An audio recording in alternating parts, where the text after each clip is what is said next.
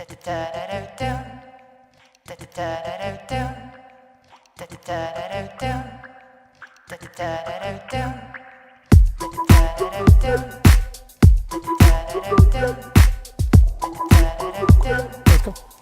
right. Welcome, valued listeners, to the Damaged Goods podcast. You're here with content creator Jess Robert, that's me, and her recording artist fiance, Ill Vibe. Ill Vibe's new album, Anti-Gravity, came out just over a week ago, and you can find it on Spotify, iTunes, and wherever else music is found, except Tidal, apparently. No, it's on Tidal. Oh, it's on Tidal. I just don't mess with Tidal. Oh, okay. I don't think there's room in the world for that many different options that I have to watch the statistics on 100 streaming platforms. So it's on there, you just don't pay attention. It's hard to promote it because you just don't meet many people who are Tidal advocates the way they are. iPhone people who love iTunes, Apple Music, and Spotify changed the game, right? So those are the two I focus on. Makes sense. Mm-hmm. I see you're using your new it's a Microsoft Surface. Oh. So I had a cool session with Toronto fashion designer Haley Alsacer. She hosted it, and it was a partner from that event was Microsoft, and it was cool. There was a bunch of other content creators and influencers there, and they were showing them the new Surface technology, one of these bad boys. It's got one of those screens that pops off, and they're not a sponsor by any means, but I thought it was cool that they reached out to content creators like us and offered us one of these to kind of play with and learn about, and so we added it into the mix of fun toys. Are these available to the regular public I think these are out. Okay. They just I think they're smart, and they figure the way the internet works today, people like us who are creating content all the time and always using different tools, it's cool for them to kind of take 50 or 100 units and give them to some of Toronto's content creators, right? Totally. So that's one of our new gadgets, and we've been playing with it, and we've got dueling gadgets. Well, now I was always on my phone, and it felt kind of lowbrow. I'm a freestyle rapper. I'm on my phone looking up bars.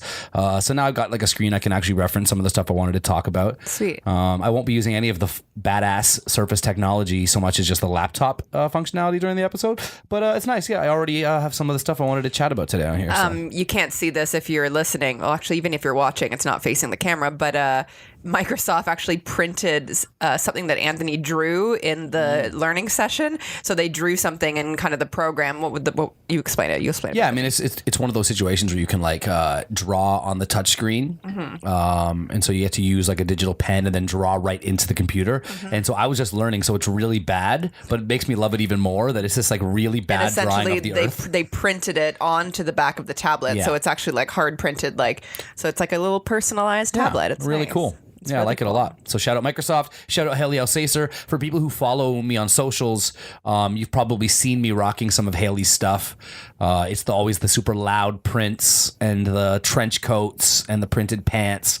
And we're big supporters of theirs and them of us. So shout out Haley, Microsoft, adding a little bit of value over here at the Neon Pineapple Studio, Damaged Goods. I'm excited. We're on number 8, man. It's starting to feel like a real thing. I know. Is it 8? Yeah, wow. Today's 8. That's so crazy. Yeah, and it's just, I'm looking back at some of the episodes or scrolling over the Instagram, and it's oh yeah, that was on number 6, and I was talking to somebody, and they're like, oh, was that this episode? No, wait, no, that was that episode. And it's oh yeah, we have enough episodes that you can start getting lost in them now, and which one was that, because totally. For a minute it was 4 and 5, and I know one of them in there had bad audio, so it just really felt like we were just getting off the ground, and now there's quite a few hours, 8 times even just 90 minutes, looking at 12 hours of podcasting. Wow, that's great. It's crazy when you break it down like that. Yeah. And think about people who podcast every day, your Joe Rogans and whoever Thousands else. It's of hours. How many hours are they just talking into a microphone, Screw the preparation.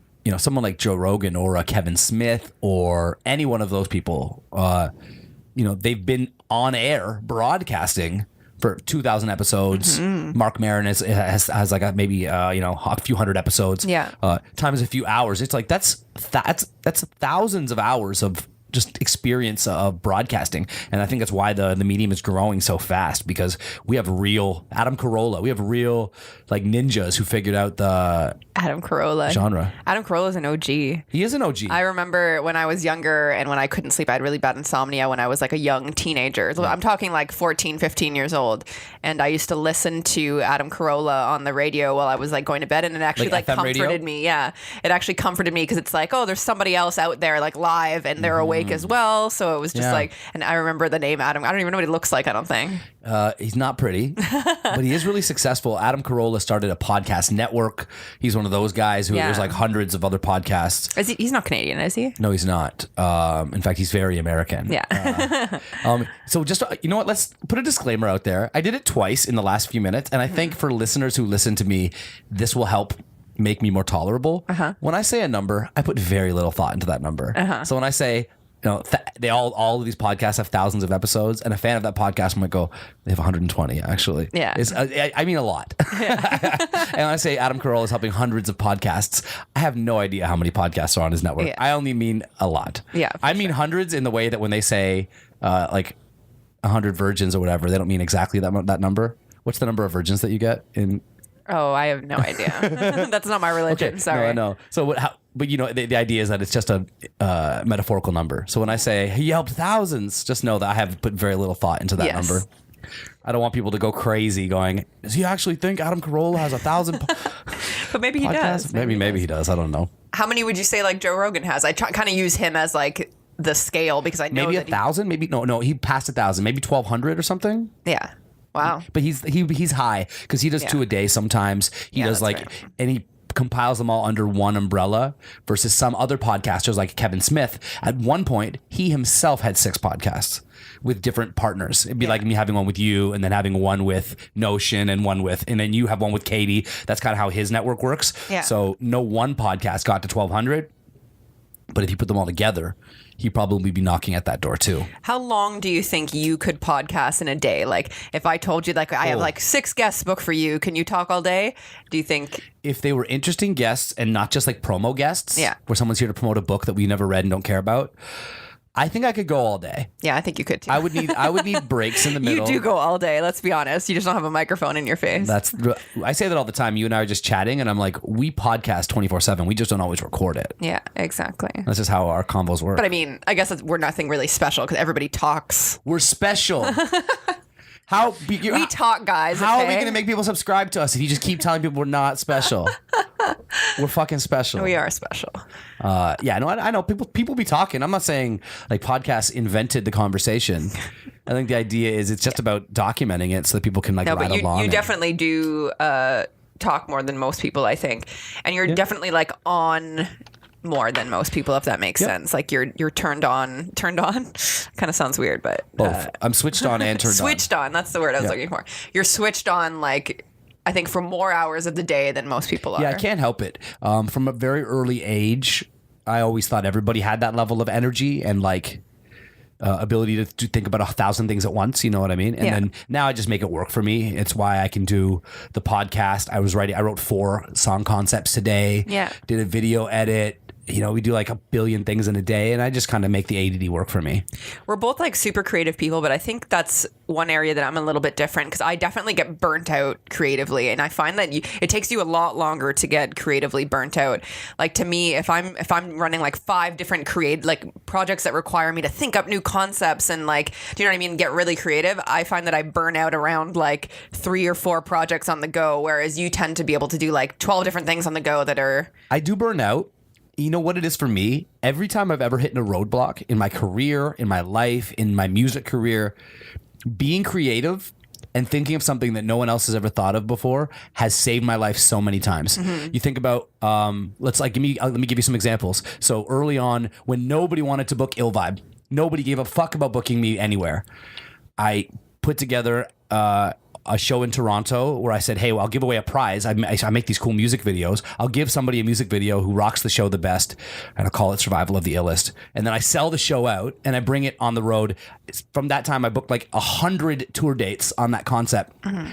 And if I had of burned out and not kind of gone back to the drawing board that week or whatever, Yeah. I might have missed that opportunity. When the music video business was struggling because everybody was buying cameras, and then I said, hey, we hate doing lyric videos, but what if we did this, and this, and kind of made this? It's like each of those times, every time I'm feeling burnt out, unless I'm burnt out and everything is great, part of me goes, but there might just be an idea just like on the edge of where your fingertips are right now. Yeah. You know what I mean? Yeah. And the same thing with songs. There's been times where I thought, oh, I know I've written everything I've got to write for right now. And then I do one more session and I write Let's Get Rich. It ends up being like one of your best songs of the year. So it's like, I just have so much of that data in my mind. Like even today I was feeling kind of burnt out on the couch and I had lunch and I said, keep writing.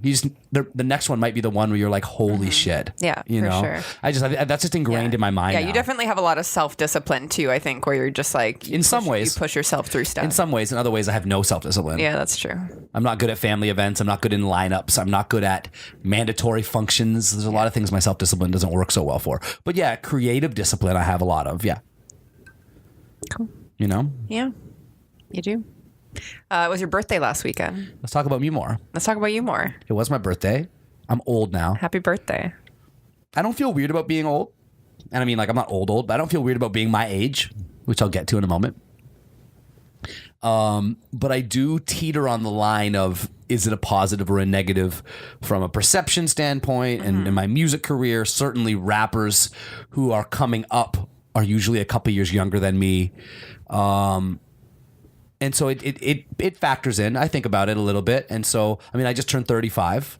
I still feel young as fuck. I feel like I'm at that. I mean, everyone always says this. This is some bullshit, but where you're like, I'm at the right age. I'm old enough to know, and I'm young enough to still like enjoy life. And people say that from like 16 to 50. You know what I mean? Yeah, but that's true. But that's how I feel right now. Is I feel like still young enough to be in the game and still matter and still be like headlining shows and people are excited to meet me and rock with me.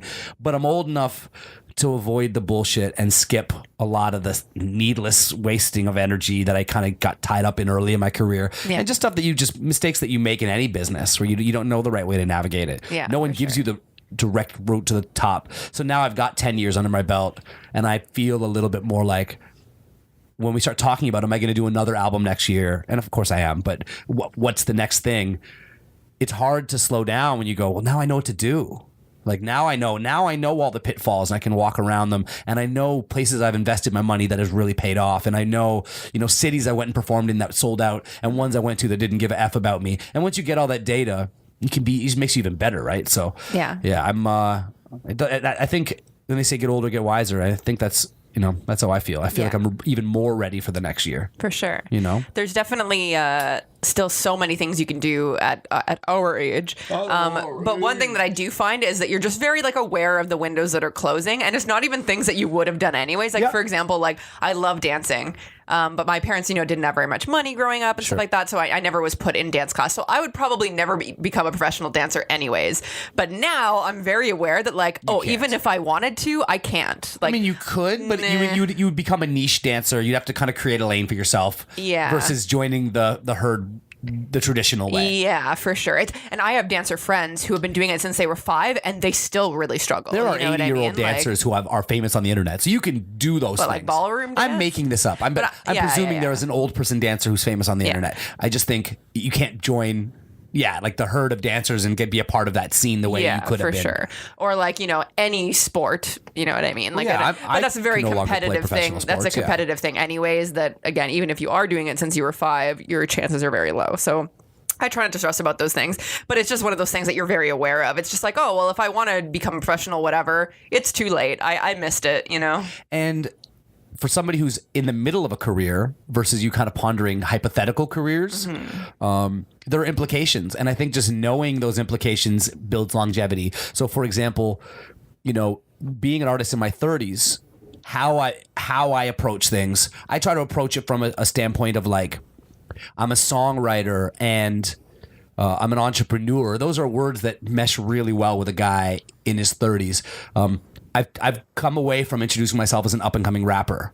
Yeah. I mean, even though I am still up and coming, I've adjusted some of the, how I describe myself. Yeah, for sure. To just kind of, and even playing with the band, it's like it creates a narrative that works for an artist at my stage in my career, and it's entirely a positive. Yeah. I looked it up. The Rock is 45, Jay-Z is 48.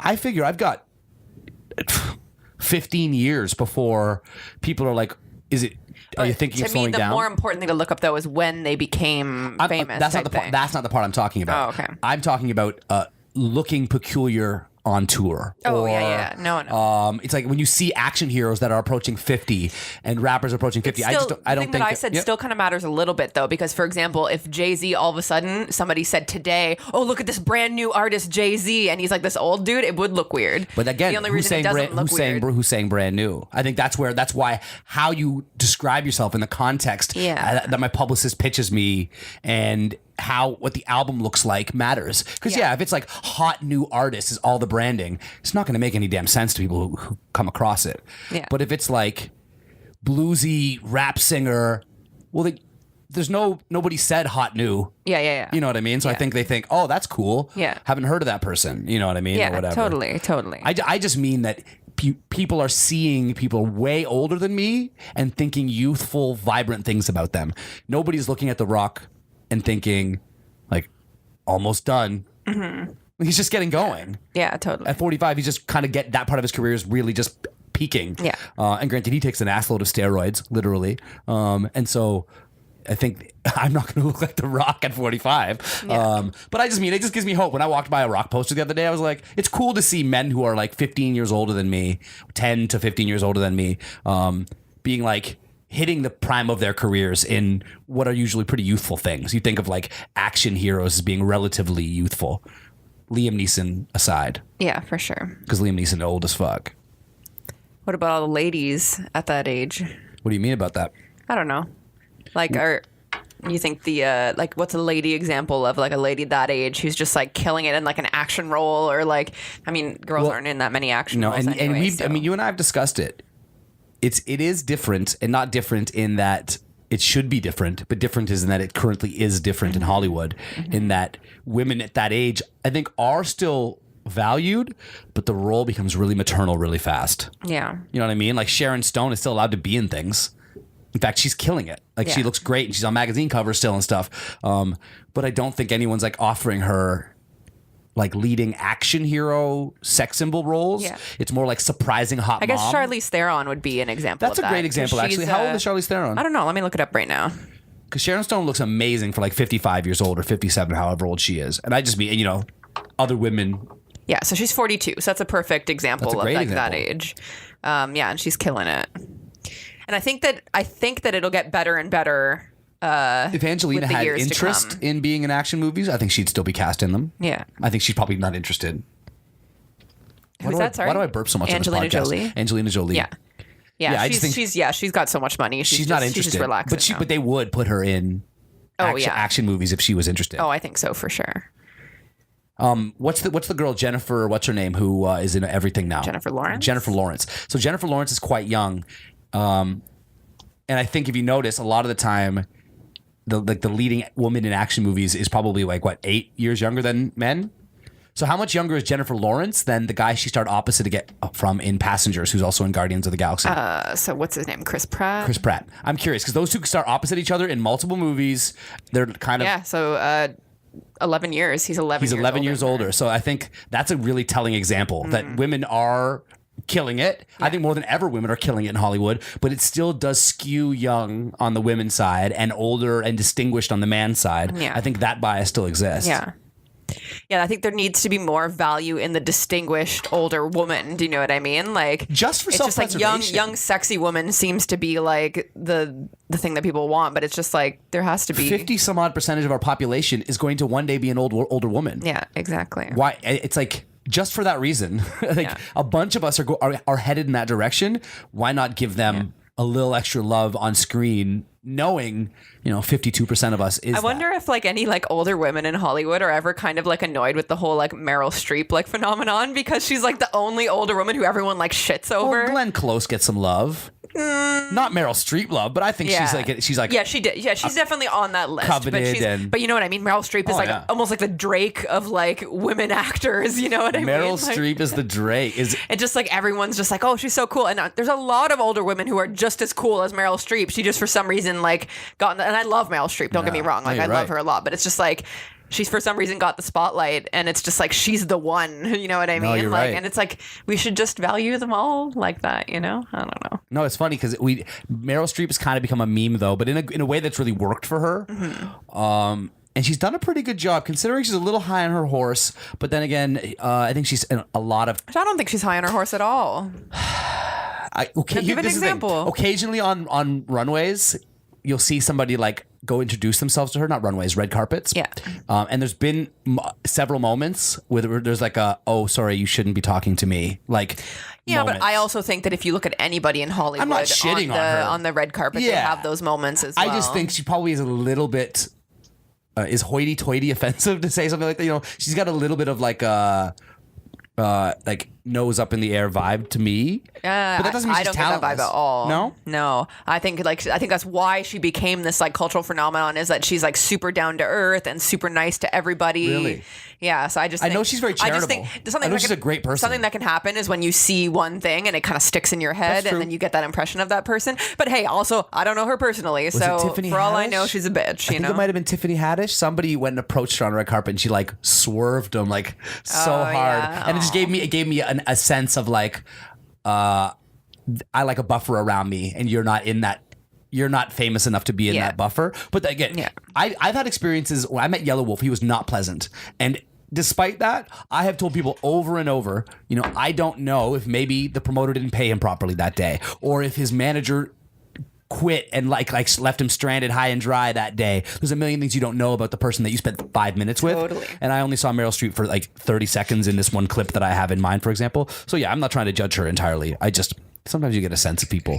Yeah, I got you. You know, I've had some friends who are actors who've told me stories about people they've worked with on set who I'm a fan of, and then you find out that they're not great to work with. And a lot of it's hearsay, so you don't want to talk trash. The biggest one I've heard about that I will say, just because I've heard it from two different people, and then you start to hear these things on the internet as well, is Mike Myers. Is that Mike Myers is one of those guys who doesn't like normies, Reggie's, regular people talking to him or looking him in his face. Oh, interesting. That sucks so bad. Yeah. He's one of those guys that you just really want to like. You know like a good Canadian boy. Yeah, totally. Did I ever tell you that I shot in the same studio as him? Like, you know, what was it called? The Love Guru? What was the movie that he had? Is that what it's called? Classic. Yeah, it was Love Guru. So they were filming that in like the next room when I was shooting a submarine themed movie in the next room. So you weren't in the Love Guru? I was not, no. So you're going to Europe in what, 2 weeks? Yeah, I got that on my list to talk about. That's the next thing for me. I go to the Netherlands. This is my 6th or 7th trip. I wrote 6th on the internet. I think it might be my 7th, but they're kind of blurring together. I can't remember. Mm-hmm. I really love the Netherlands. What's cool about the Netherlands is, of course, marijuana is available and encouraged. English is widely spoken. It's one of those countries where it's common practice for people to learn English, especially in the big cities like Amsterdam and Rotterdam. Mm-hmm.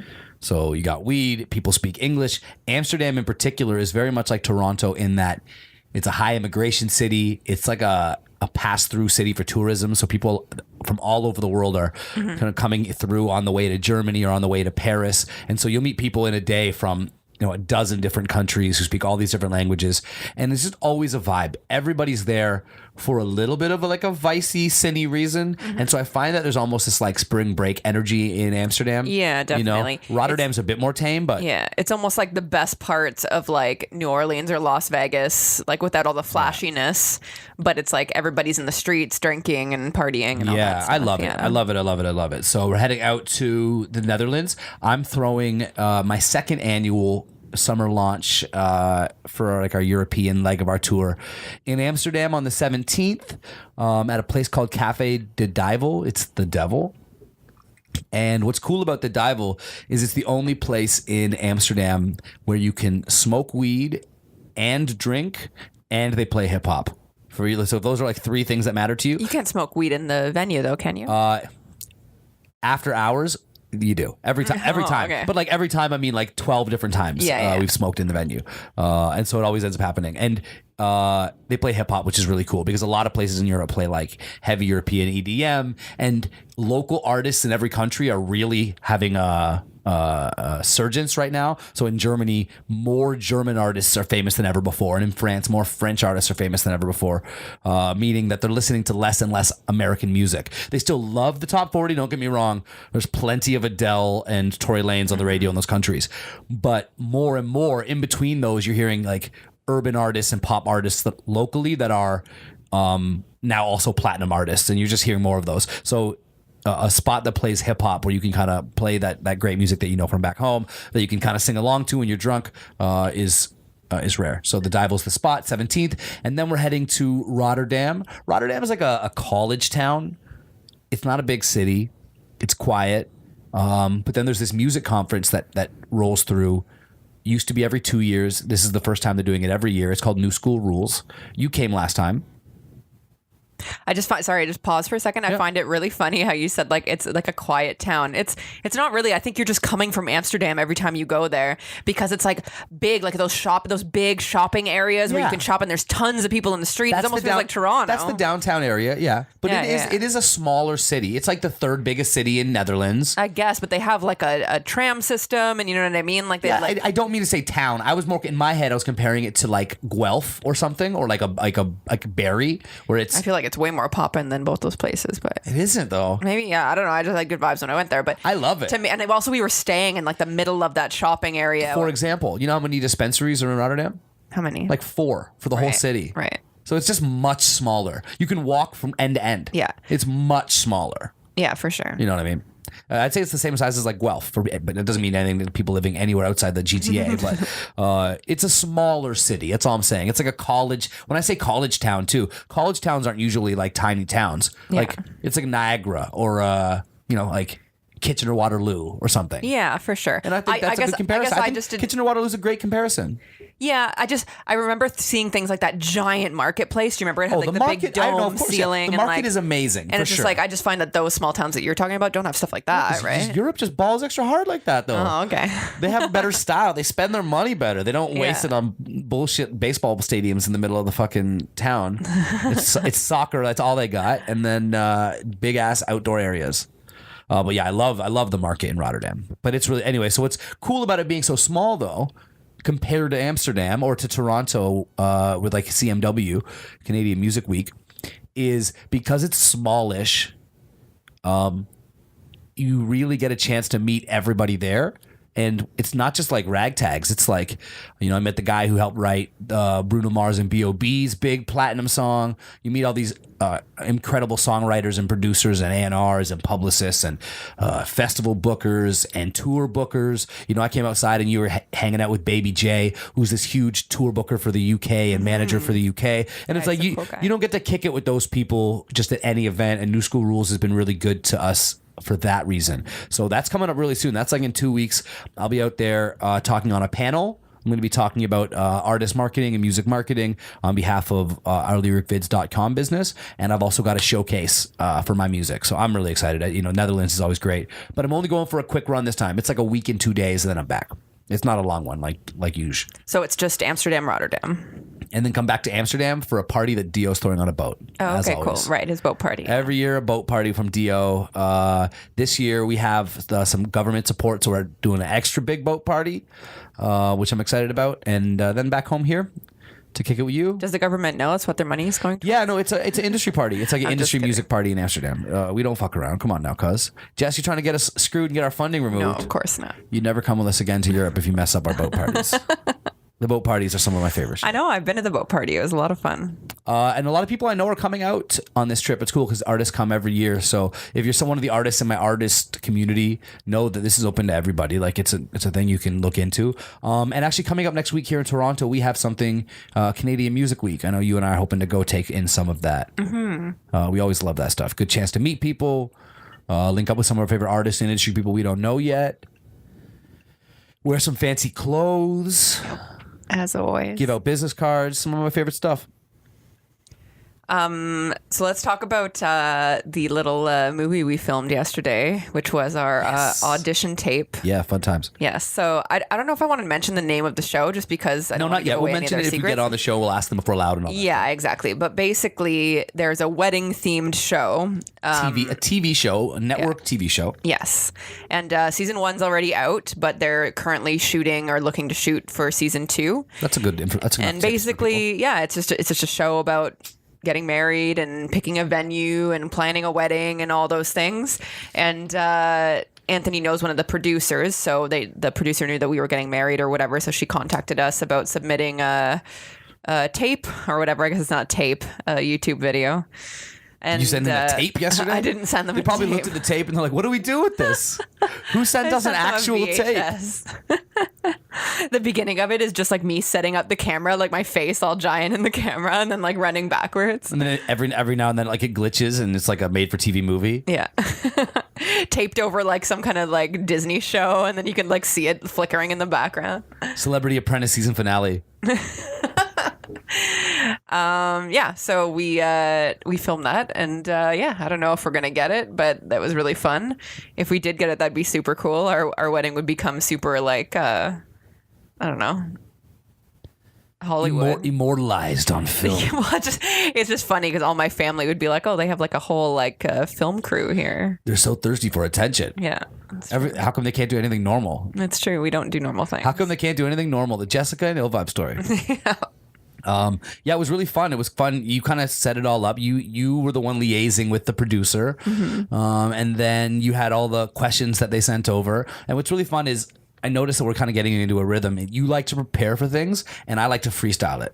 And so even for this one, you had a bunch of stuff planned, and then there was stuff that you were just like, and now your turn to answer that, and I just kind of freestyled it, and it was really fun. It was we have great chemistry on camera together, and we've been watching your stupid fucking designer shows where there's like couple dynamics, and I feel like we like slid into one of those like couple dynamics from those like interview segments. Sure. And also I even found like from some stuff we filmed, because we filmed different chefs and different things, like kind of doing like promoting themselves in that way. There was a chef and his wife that we filmed recently, kind of promoting themselves and bantering back and forth and stuff like that. So we listened to so much of that stuff that it's pretty easy to kind of switch into that mode, into TV couple mode. Yeah, it was really cool. And yeah, you mentioned I know the producer without saying her name. It's been fun, that relationship, because I'll go back and tell a little bit of that story, which I think is really interesting. So once upon a time, a friend of mine who's a famous beatboxer named Poisonous Mind said to me, "You'd be surprised how many great gigs I find on Craigslist."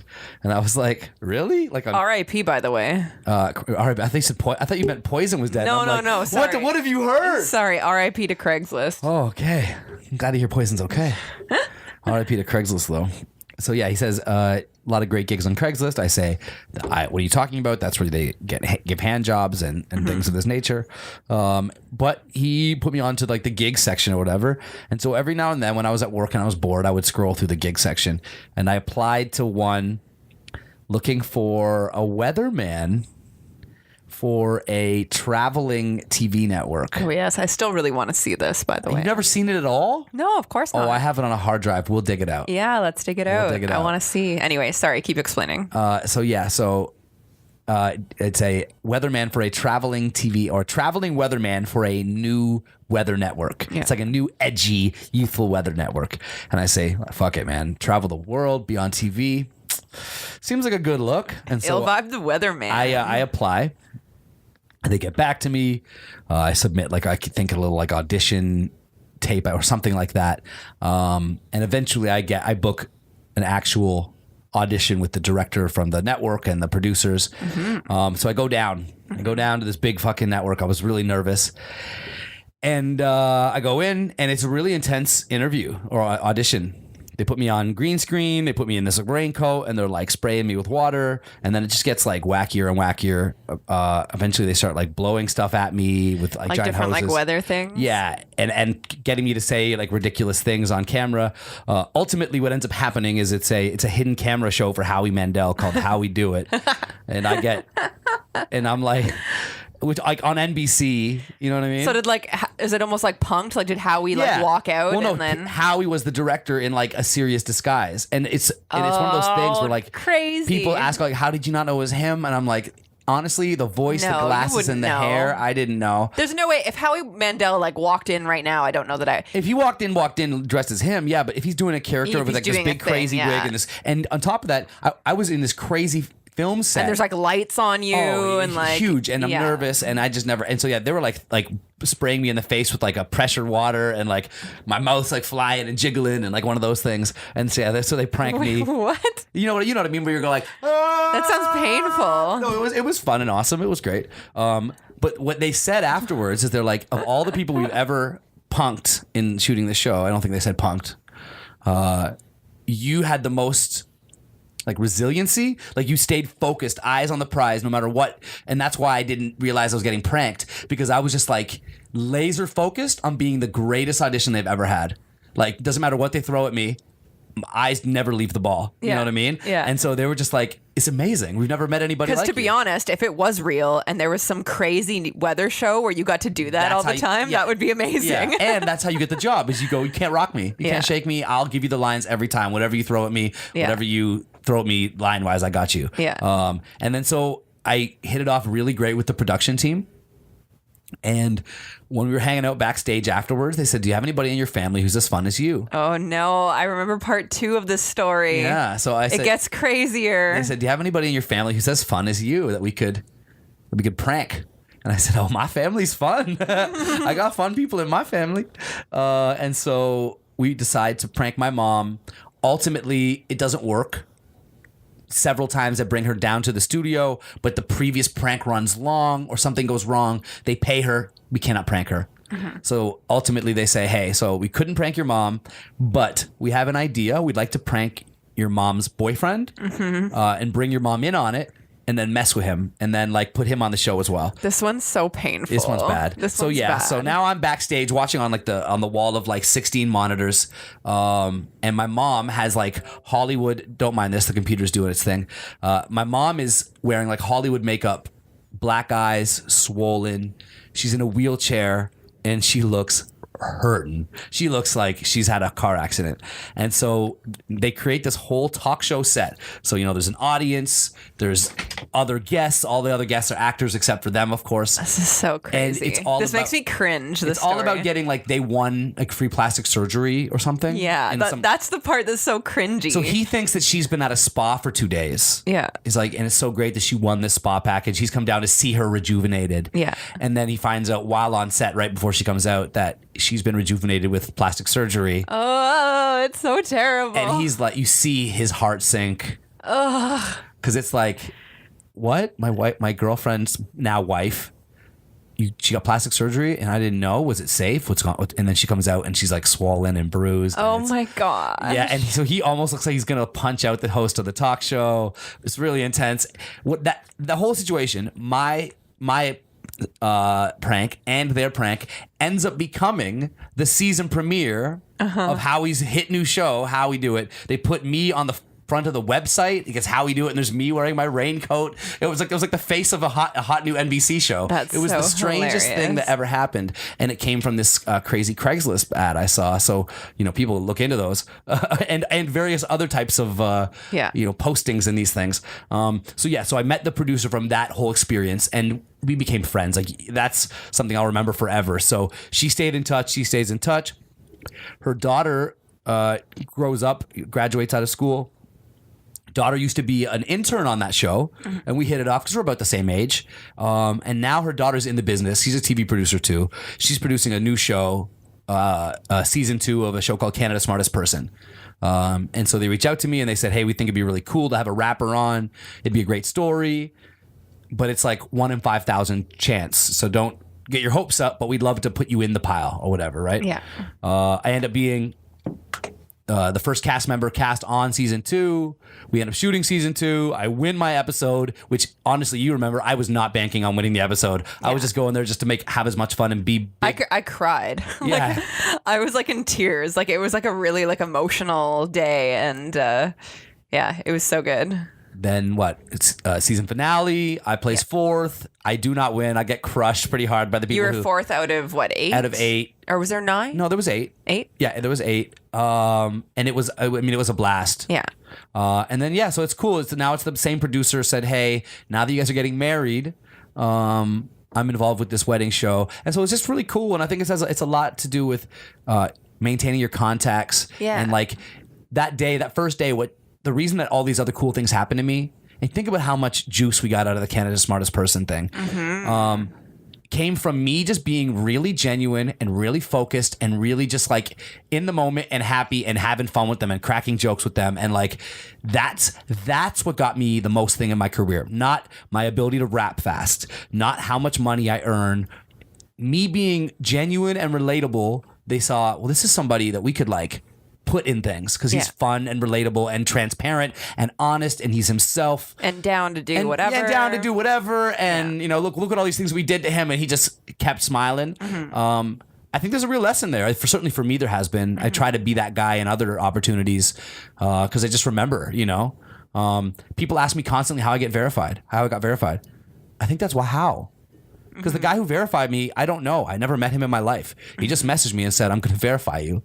And I think he just was responding to focus and positivity. Yeah, this is a focused, positive guy. So yeah, some of my biggest wins in my life have come from like accidents just by being nice and hardworking. And I think it's very obvious too that you're not all of a sudden going to fall off the face of the earth. It's like you're in it, you know what I mean? You're in the public eye. Wait, are you a flat earther? Is that what did you just come out of the closet as a flat earther?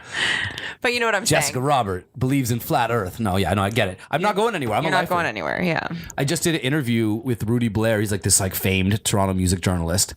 And he's like, what keeps you going? Like, how come you're still motivated to do it? And I was just like, and what else am I going to do? This is what I do. I'm pot committed. What, I'm just suddenly going to abandon ship and open up like a butcher shop? You could. I mean, yes, technically that's possible. It just seems so inefficient to like build this like skill set and this contacts and all this experience, and then you know. So it's just funny. He's like, what keeps you going? I was just like, what else am I gonna do? I've been doing this for like.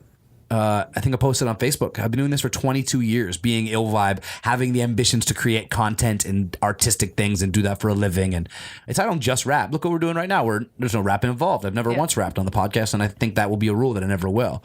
I just thought of that now, but that's for sure a rule because people are going to ask me one day, and I'm going to be like, "Yeah, no, we don't rap." Who's going to ask you? Well, some guest like eventually. One of our guests? For sure, some guests are going to be like, "Rap." People do it to me all the time in my life. It's funny. That's such a thing that like rappers have to deal with. Can you like rap for me real quick? And I think that the reason that happens is because a lot of, you know, young rappers, they are hungry to like show people their rap. So they'll show up at a party and start rapping and stuff. So I think people assume that all rappers would want to do that. That's a good point. Not the case. Also, a lot of the time the people who ask me like rap for me, it's because they don't know rappers. They've like, it's foreign to them. So it's a little bit like, ooh, neat. Show me. Yeah, oh, for sure. You know? Definitely like my family and stuff, when they heard that you're a rapper, it's just like, oh, can he do this? Can he do this for us? Yeah. You know, it's like. And I'm very over like the dance for me monkey thing. And I don't mean even in a negative way. I don't take it as an insult. Yeah. I get it. Like if I was a magician, a weird old aunt, and my niece was dating a magician or a comedian or a rapper, I would totally say, can I see you do the thing that you do? I'm just really over it. I'm just over being like, yo. And I'm like rapping in your like, mom's living room. And they're like smiling and nodding. Yeah, it's just so strange. And honestly, it's counterproductive because I would love for them to see what I do.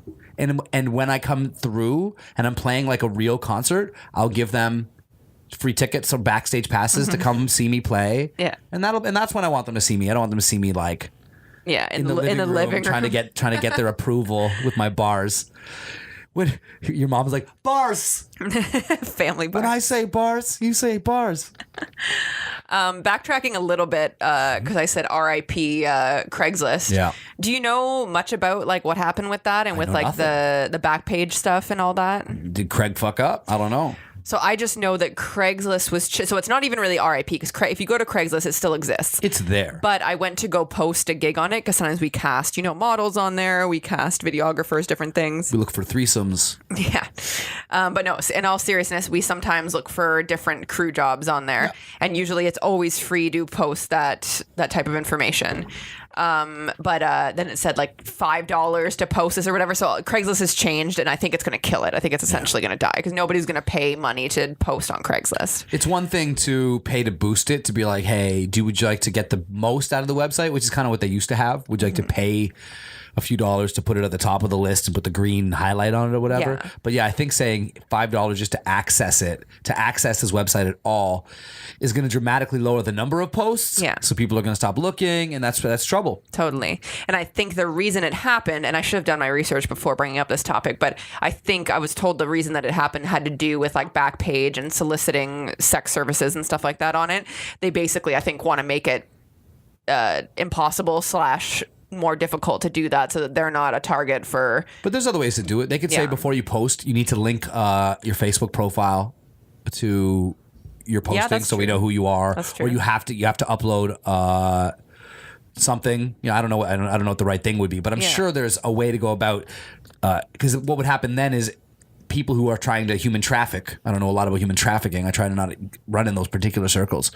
But I imagine they would not want to be posting anywhere where their information was needed, so they would immediately go somewhere else.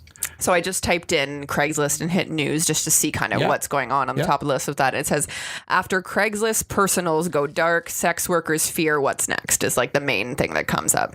So I think that the personals in Craigslist have completely... So the $5 thing just seems like they just snuck it in to get some money. Yeah, because the personals isn't the only thing about Craigslist. BTW, they also do apartments. Whoever owns Craigslist deserves to make money. So kudos to them. Yeah. I think you're right. I think it is going to be problematic.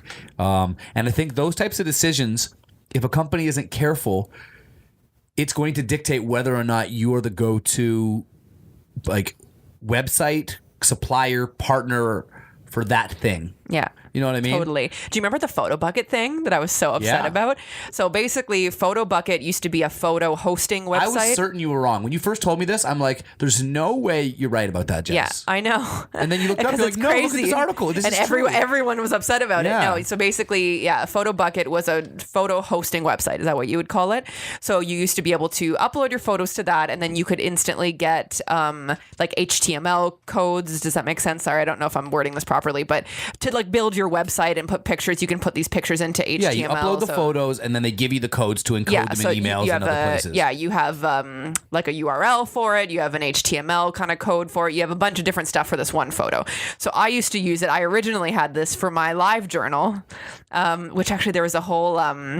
reply all thing on live journals that was really interesting. But anyways, I used to have it for my live journal. I can kind of decorate the website in that way. I could post my own photos because there wasn't really like an upload photos to your live journal button. It was more so like HTML. So anyways, so I kind of learned a little bit about that and used to use PhotoBucket to host that, I guess. And essentially, I also used it in my email signatures. So you can put pictures in your email signatures. Like, so you'd be like Jess Robert and then a little like logo underneath or whatever, and it would sign at the end of each email. And all of a sudden, one day, these pictures disappeared and it was replaced with a picture that said, like, to get your picture, go to photobucket.com or whatever. Give us all your money. It was like a ransom note. It was a ransom note. And so basically you go to it and it says $400 minimum. There was no other option. It's not like it was like, oh, you can do this package for, $10 a month. No, it was $400. Like, it was yearly, but there was no other option. There was no monthly, no weekly. To access your photos. So it was essentially like they were holding your photos hostage. And I actually didn't affect me that much because I was able to change over all my stuff. But some people had like careers built off this. And, imagine websites. You were a photographer or somebody had your whole portfolio in there. And I get it. Again, they deserve to make money. But how you go about it is important. Being free, and then you hit a light switch, and now it's $400 is not the way to do it. And like, who would pay that? Do you know what I mean? Like, especially when Dropbox the only people that would pay that would be so invested in it that it made sense for them to pay $400. But like, nobody like me is going to pay $400 for that. They're just going to change over because you can use Dropbox for that. Yeah, no, exactly. There's a lot of things you can use. And that's $10 a month. I think that we looked into it and it wasn't so easy to use Dropbox for the specific thing that I was using it for. We ended up using Imager for it, which I have an account with. But there's lots of other free places to do that. So I don't know what their end game was with that. Like what, you know what I mean? And we don't know all this. I mean, they might have been in watch a little bit of Silicon Valley. Maybe they were in dire straits financially and they had to make that move. They had run their they talk about on the show, like where they'll do the cost analysis and they'll say, for the next 10 months, we're going to lose X amount a month. But by this month, we should be profitable. Maybe they passed their threshold and now they needed to start making money. But again, it's just how you go about it matters. The way that the internet works is it's a river. It's a really big, really powerful river with, how many people on the internet? 500 million people, or maybe let's say 1 billion people in total are on the internet or something like that. And they're all going one direction. And, when it comes to sending files, these are the places that the water goes. And when it comes to contacting people, communication, these are the way it goes. Google, Facebook, Twitter, and I know China has, one or two that are really big on that part of the world and so on and so forth. So when you're one of these companies, if you make a decision that massively deters people one way or the other to one of your competitors, that might be an irreversible mistake. Mm-hmm. You know what I mean? Because it's like, that's how somebody like YouTube, for example, went from moderately powerful to the most powerful. And they've already fallen off a little bit to being not quite as powerful as they once were. And I think a lot of that is chalked up to, for me, decisions they've made along the way.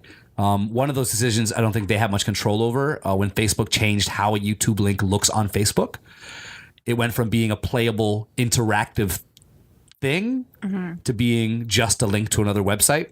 So that's not on YouTube specifically, but I think that was a big slash on the value of YouTube in that river of people. Totally. Because it doesn't function the way we want it to function Totally. anymore. That's right. I remember that. That was like 6 months ago more. Oh, I'm the worst because a lot of the time I even notice it a little bit after it happens or whatever. Yeah. And that is specifically the case with probably more like a year or two ago. The second thing they did that really upset me is when they made the change to their advertising and partnership policy about swearing. They basically made it so if there's any swearing at all, and worse things, like the list of things is horrible. Like if you, there's violence, if there is terrorism, there's all these things, and then in the list is swearing. So that's the one thing that we're guilty of. You cannot monetize your videos. So as a content creator, that's significant because we're trying to build this show to being much larger. And now YouTube will be a place that we can't earn revenue. And we can't promote the videos on YouTube because of the swearing. So that's significant because that means that forces us, however big we are, however, right now we're like a small podcast. Maybe we end up a mid-sized podcast. Maybe we end up the biggest podcast in the world or something in between, right? However big we are, they have now forced us to push whoever fucks with us to other platforms. Yeah, exactly. Because we cannot promote them on that platform. And so I think, I've already started to predict problems for YouTube, and I'm pretty alone on that. But I just feel like those are two really significant things, like how YouTube interacts with other social media and how content creators can monetize and promote their video. You've kind of got both ends of the candle burning there. Do you know what I mean? Like totally. From the user end and from the content creator end, that those are two kind of X's for me. So I'm a little jaded on YouTube right now. My other criticism with YouTube, and I don't know what the solution of this is because I definitely see it from both angles, is that how you can add your own thumbnail. So you can do a custom thumbnail. Sure. That for us, it's great because we do, a nice pose. We're smiling into the camera. Damaged Goods, episode 7. Yeah. For us, it's really great. What it's not great for is when you're searching for a video of a specific thing and you see something with maybe like, I don't know, a picture of a beluga whale on it, and you're looking for like this good quality like video, National Geographic beluga whale, and then you click on it, and it's a cell phone video like that somebody shot in Bermuda or whatever, really blurry, shaky, and it's not at all what the thumbnail was. Yeah. I don't know what the answer to that is, but that does make YouTube less appealing to me because it's like the picture that I'm seeing when I click the video isn't at all what I'm watching. Yeah. So I'm not going to waste my time. You know what I mean? And I don't know what their solution to that would be because I also see the benefits in being able to post a custom thumbnail, but. You're right. And I think, one way that you could go about that is you could offer functions like the custom thumbnail to verified users, people who are, are verified as being content creators. You're right. Because for everybody else, it's more important that what you see is what you're going to get. However, I think it's hard to go backwards now. No, you're right. I'm just saying now that they've already offered it, it's like if they took it away, people would get really upset. You know what I mean? Like small time content creators would get super upset about that. It's interesting. You know which case study is the most interesting? It's Twitter. Because Twitter went from insanely powerful to it still sort of is, but its role has kind of in the social media atmosphere of companies and the, each of them performs a slightly different function. Instagram seems to be where the kids are all day scrolling. It's also where artists tend to live because that's where they can kind of post their artwork. Facebook has become like the new cell phone, how you interact with the people that you know and that you love. Twitter is different because that was what Twitter was supposed to be, but it's become it's become a celebrity thing. And actually, when I worked with Twitter, they said that their slogan, and see if I can remember what they said their slogan was, where things are happening, and if it's not that, it's something like that, because they're aware of it, that Twitter's no longer where you reach out to your girlfriend and say, like, I love Jess. You do that on a Facebook status. Thanks. I do. I love you. Twitter's the place where if something crazy is happening in LA, you go on to see what's happening. Twitter's the place you go when they announce the Bill Cosby verdict, you weigh in on it. Yeah. Twitter's the place you go to reach out to your favorite actor or comedian to tell them how much you love that show that they're in that premiered tonight, hashtag title of the show. You know what I mean? So Twitter's become this like walkie-talkie between like fans and celebrities and like social events and the population. You know what I mean? Yeah. It serves a very specific function. Yeah. And I know that they're struggling to monitor. Like they went public, I think, a year or two ago. And how does a company like Twitter make money when all people use you for is to reach out to their favorite actor and say, love you? Where's the money in that? Advertising? Yeah. Who's advertising on Twitter? It's one of the least effective social media platforms to advertise on. But I even mean... not so much like in posts, like sponsored posts, but even like I don't know. I can't picture what I don't use Twitter. So what does Twitter even look like? Twitter is just basically a timeline, only a timeline. Picture your Facebook timeline, but that's all it is. You know what I mean? You're like your profile is just your timeline. There is no additional elements. Yeah, there's no like advertising on like the sides or anything. I mean, there might a little bit, but it just doesn't work that way. Yeah. And don't get me wrong, like there is like a who to follow on the side, for example, on yours or just on ours. I just logged in right now, so it's possible that those are sponsored. But yeah, I don't know. All I'm saying is that Twitter's another company that has had the same issue that YouTube's having right now, which is their role in the whole pantheon of social media companies shifts as they make certain decisions. I wonder if, going back to Craigslist, I wonder if the reason they started charging for job posts was because of losing the personals thing. I wonder if they made a lot of their money from ads on the side of like the personal ads. Do you know what I mean? And if nobody's using that anymore because it's shut down, maybe Craigslist was going to go bankrupt if they didn't start charging money for those job ads. That's probably what it is, right? For sure. Yeah. It's not easy being a tech company. I mean, there's a lot of money to be made, but there's a lot of really smart people chasing that money. And I think that's why a company like Twitter or YouTube or MySpace or MSN or WhatsApp or Kik. Did you ever use Kik? KIK. It was like a WhatsApp style app. I remember there was a short period of time where everyone was like, "Do you have Kik?" It was actually when I was Tindering before meeting you. Yep. A lot of people were like, "Do you have Kik? Do you have Kik?" or whatever. And some of those companies, like Kik, for example, was I worked with them when I was in my advertising days. I helped them launch a new app that they had that didn't work out so well. Not my fault. But I remember while we worked with them, Kik was the number 3 downloaded app in the App Store, and it was like, wow, that's so huge. I remember thinking how huge that is, that they're above some really huge companies. They were beating WhatsApp in the Canadian market at one point, and now they aren't. And that's really interesting to me in that, river analogy. At some point, they made a decision wrong, or WhatsApp made a decision right, and WhatsApp ultimately took over, because now that's the alternate messenger app that people use the most, I would say now. Totally. So a lot of those companies RIP. Speaking of like ICQ, RIP. Was that an ICQ noise, or that was just your? No, but that's funny. That's sort of what it sounded like. My little flower's spinning right now. Speaking of WhatsApp and Kik and all that stuff, I think we have a cool catfish story that we wanted to share. Yeah. This is my favorite story. I've been waiting. We've been waiting to talk about this. We've been sitting in silence for quite some time. Yeah. Do you want us to... I've talked a lot this episode. Why don't you start us? And then anywhere stop me if I... Anywhere you want me to get involved, I'm happy to. And stop me if I miss anything or whatever. So we're really big fans of the show Catfish. And if you haven't seen the show, which is very unlikely because it's a very popular show, it's basically about people online who trick other people into thinking they're someone else. It's based on the movie Catfish too, which even more people probably have seen. Yeah, there was a movie first and then it was made into a show with the same host. And basically it's really, really good show.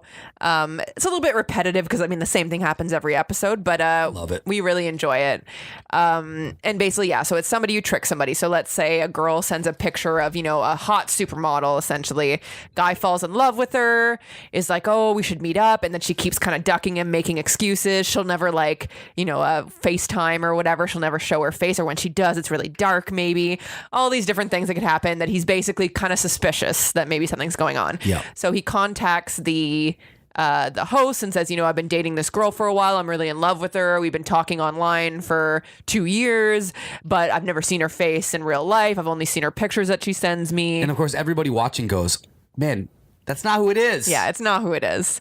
Whenever, it's obvious. It's obvious to everybody but the person. If it's been only a few months, there could be reasons. And sometimes they end up tricking you, they end up proving you wrong, and they end up actually being that person. But mostly it's a scam. It's more often, it's just like, if it's a hot girl in the picture, it's more often that it's a dude than that it's the hot girl. Yeah. All right. Can you shut that off or no? No, it's a new computer. Sorry, y'all. It's it just finished updating. We'll figure this out for next episode. For now, you guys are gonna have to deal with that sound over the ICQ sounds. But yeah, it's more often to be a dude than it is the girl in the picture. Oh yeah, totally. Or vice versa. Whatever the opposite gender is, somebody, and it's kind of sad sometimes because it's somebody who's maybe not super comfortable with the fact that they're gay, and so they contact someone of the same sex, but pretending that they're the opposite sex. So a man contacts a woman or whatever, and they actually end up being a lesbian when you find out at the end, but they, their family never accepted them and all these things. So they were just trying to find a way to kind of express their sexuality private or secretly, and it ends up blowing up in their face. So it's a little bit sad sometimes too. Yeah, a little bit.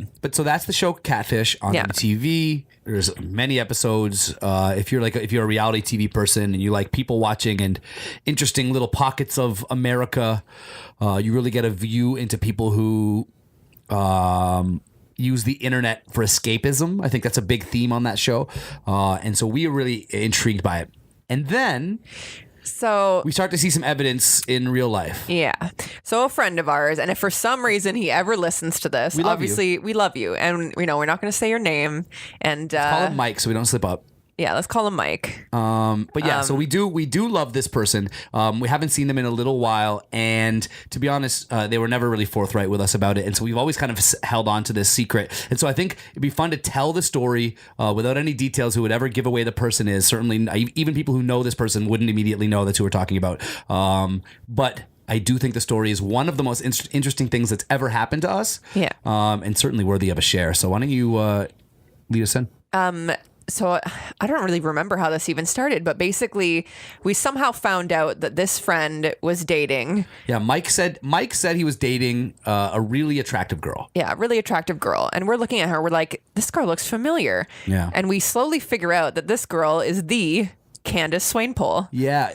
And actually, I remember he told me about her, and I was thinking, well, that's unlikely. That's the kind of hot girl that looks like she could be a catfish. It's one of the hottest women you've ever laid your eyes on. And he's posting pictures of her on Facebook and things like this. Pretty openly being not of them together, but just of her. Thinking about you, babe. Yeah, thinking about you. I'm so lucky. Different things, like corny things like that. And then one day I'm in a Victoria's Secret, and it was right as Candace Swainpole was blowing up. Yes. Because she was already a famous model, but I think it was at that time she became like the face of Victoria's Secret. Yes. You know what I mean? So the entire above the cash register in like a 1,000-foot mural is Candace Swainpole, like draped over everything. And then I look down and she's on the cover of a magazine at the same time. Oh no, I think I went to Shoppers Drug Mart and she's on the cover of a magazine. Yeah. And that's when I messaged you. I said, Jess, that girl that Mike has been seeing is Candace Swainpole, like And she's the biggest, and you're like, yeah, I looked her, and then we looked her up and she was on the Forbes list. And so then I told my friends about it. I was like, do you guys know who Candace Swainpole is? And they were like, oh yeah, she's like my favorite model. Like this girl's like a super model, like not just a model. She's a Maybe the biggest super model in the world for a couple years there. Yeah, for sure. So if you don't know who she is, look up Candace Swainpole and you'll recognize Pause her. it. You know what I mean? Go masturbate, come back. You won't necessarily, know everything about her, but you'll be like, oh yeah, I've seen this girl around. She's in everything. Specifically Victoria's Secret, which is like kind of, the top It's a big deal. model thing. So what would happen next? So then we find this out and we do a little bit of a deep dive on this Facebook page of hers. Yes. We find out that she's been with a guy forever. Okay, well, this is the real one, but let's talk about the fake one first. Sure. So we do a bit of a deep dive on this girl's Facebook page, and she's tagging other people. She's posting pictures of her, which is the supermodel, with a bunch of people like on the beach or whatever, and she tags each one of them.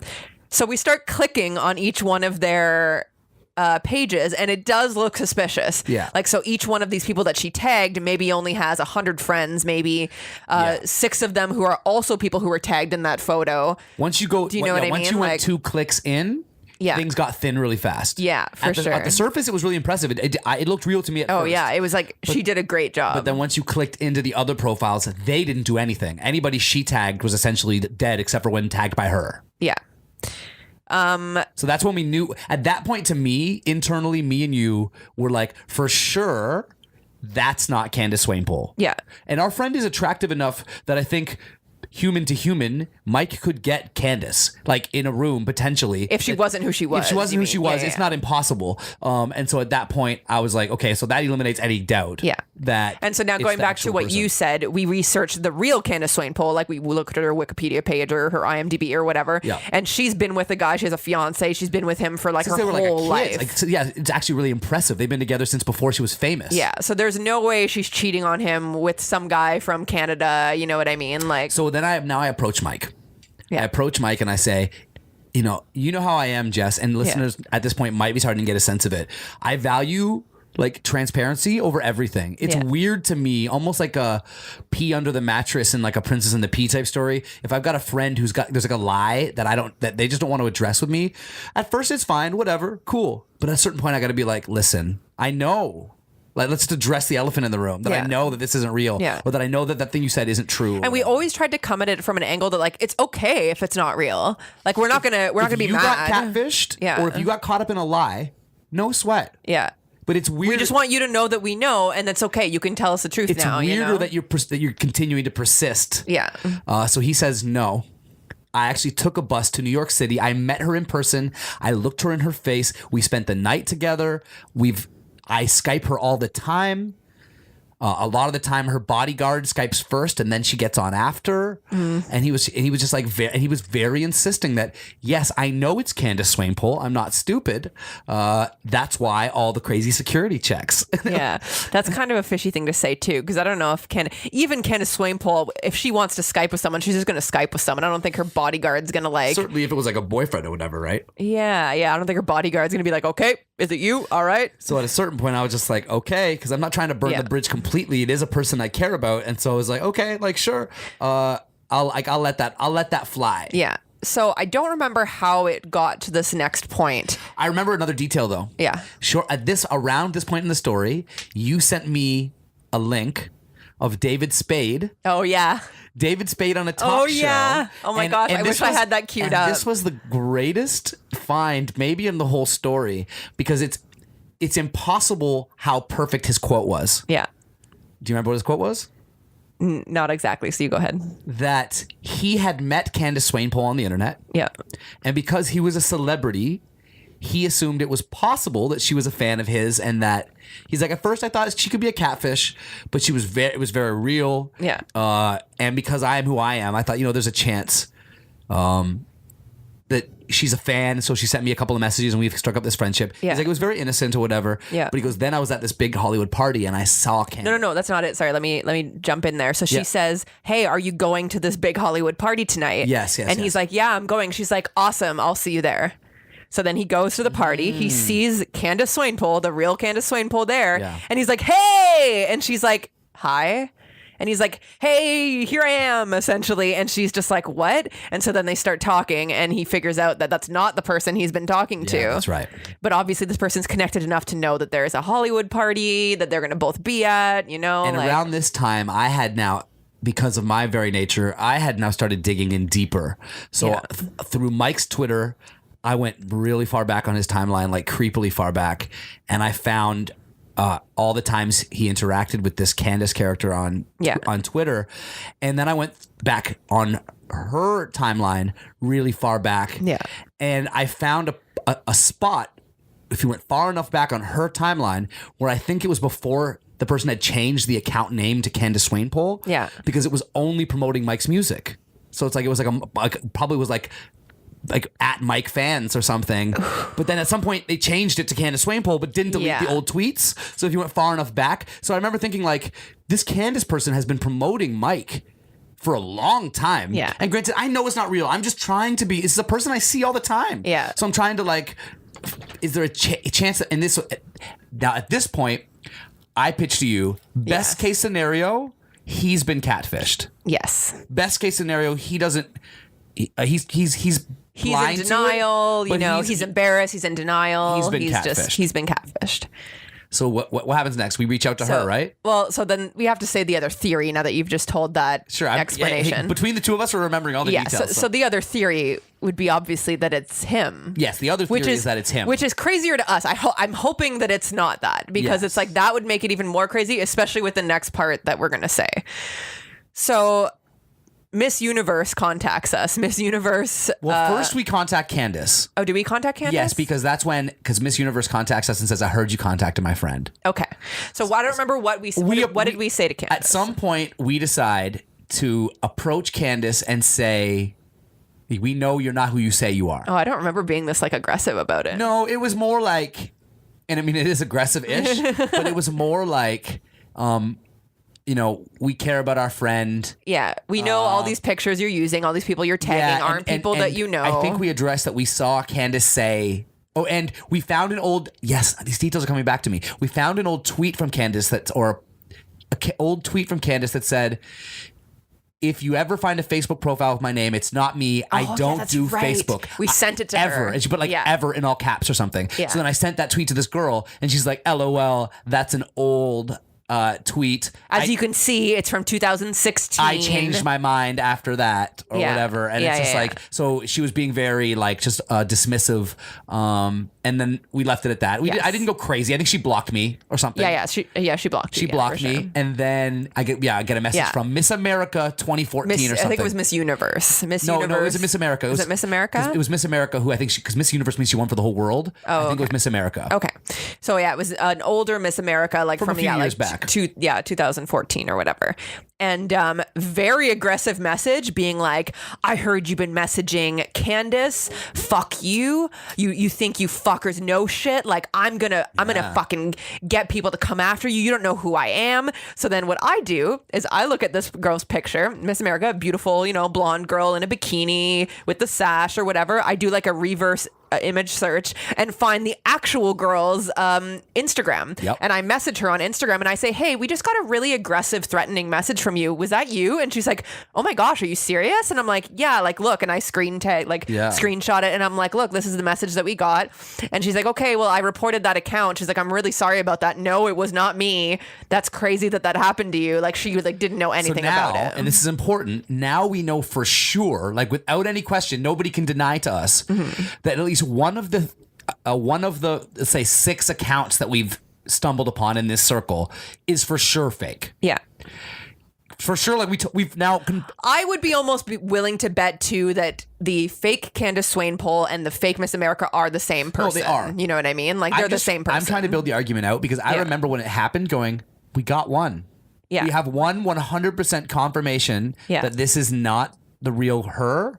Like the real her is like traumatized by it. So we know. And the fake her, I can't remember her name, the fake Miss America, her whole story was, Candace is my best friend. I just saw her. Mm-hmm. I remember her specifically saying, I saw her. Like, because to me that was a poor attempt at legitimizing Candace. Yeah, I just saw her. I was just left. just with her. It's like pokeroo. Yeah, like, you it's just like- missed her. Yeah, you're both pokeroos. You know, though. I would, FaceTime you, but she just left. It's Yeah. like, yeah, okay. And so it's like, well, then by proxy, 100% Candace isn't real. And then for all the people around, Candace isn't real. Yeah. And so at this point, I'm like, I know 100% that it's not Candace. And also at this point, she's blocked you, but she has no idea that I'm involved in this. So I'm using my account to like keep researching and like, yeah, all of these, she's tagging so many people and I'm pretty sure they're all her. I think she's made dozens of Facebook accounts. And by she, I mean she/or he. Yeah. Because who knows what the real person is at the end of the story. So where do we leave it? Where did it end? I think eventually, okay, so this friend too, Mike tells us, you know what? You're right. I don't know how I was tricked. You're right, essentially. And we're like, okay, I guess we should just leave it alone then. We don't want to keep if he thinks, if he's embarrassed, he thinks that, he finally admits that we're right. I guess we'll just leave it. And then a few months later, he's like, no. And he messages us again. Out of the blue. Out of the blue. And is like, nope, it's real. I can't believe I let you guys taint me. I let you convince me she wasn't who she said she was. Yeah, it's real and whatever. So then at that point, we're just like, okay. I forgot about that. No problem. So can we unpack that for a second? Yes. What does that mean? Because we know she's not real. We know that. Does that mean he's being catfished? It must mean that almost might mean it's not him. Why? Because that means that somebody over the last 2 months wore him down. And because he has the same way from the TV show, because he has so much feelings for this mysterious person on his phone, he goes, babe, I'm sorry. I don't know why I believed them. Babe, I'm so sorry. I can just picture that. Do you want me to tell you another theory? Yeah, give me another theory. When we first kind of blew it all open, he was like, you know what? I'm going to give up this whole thing anyways. This is a waste of my time anyways, trying to convince people that this fake account I created is my girlfriend. I'm going to give it up.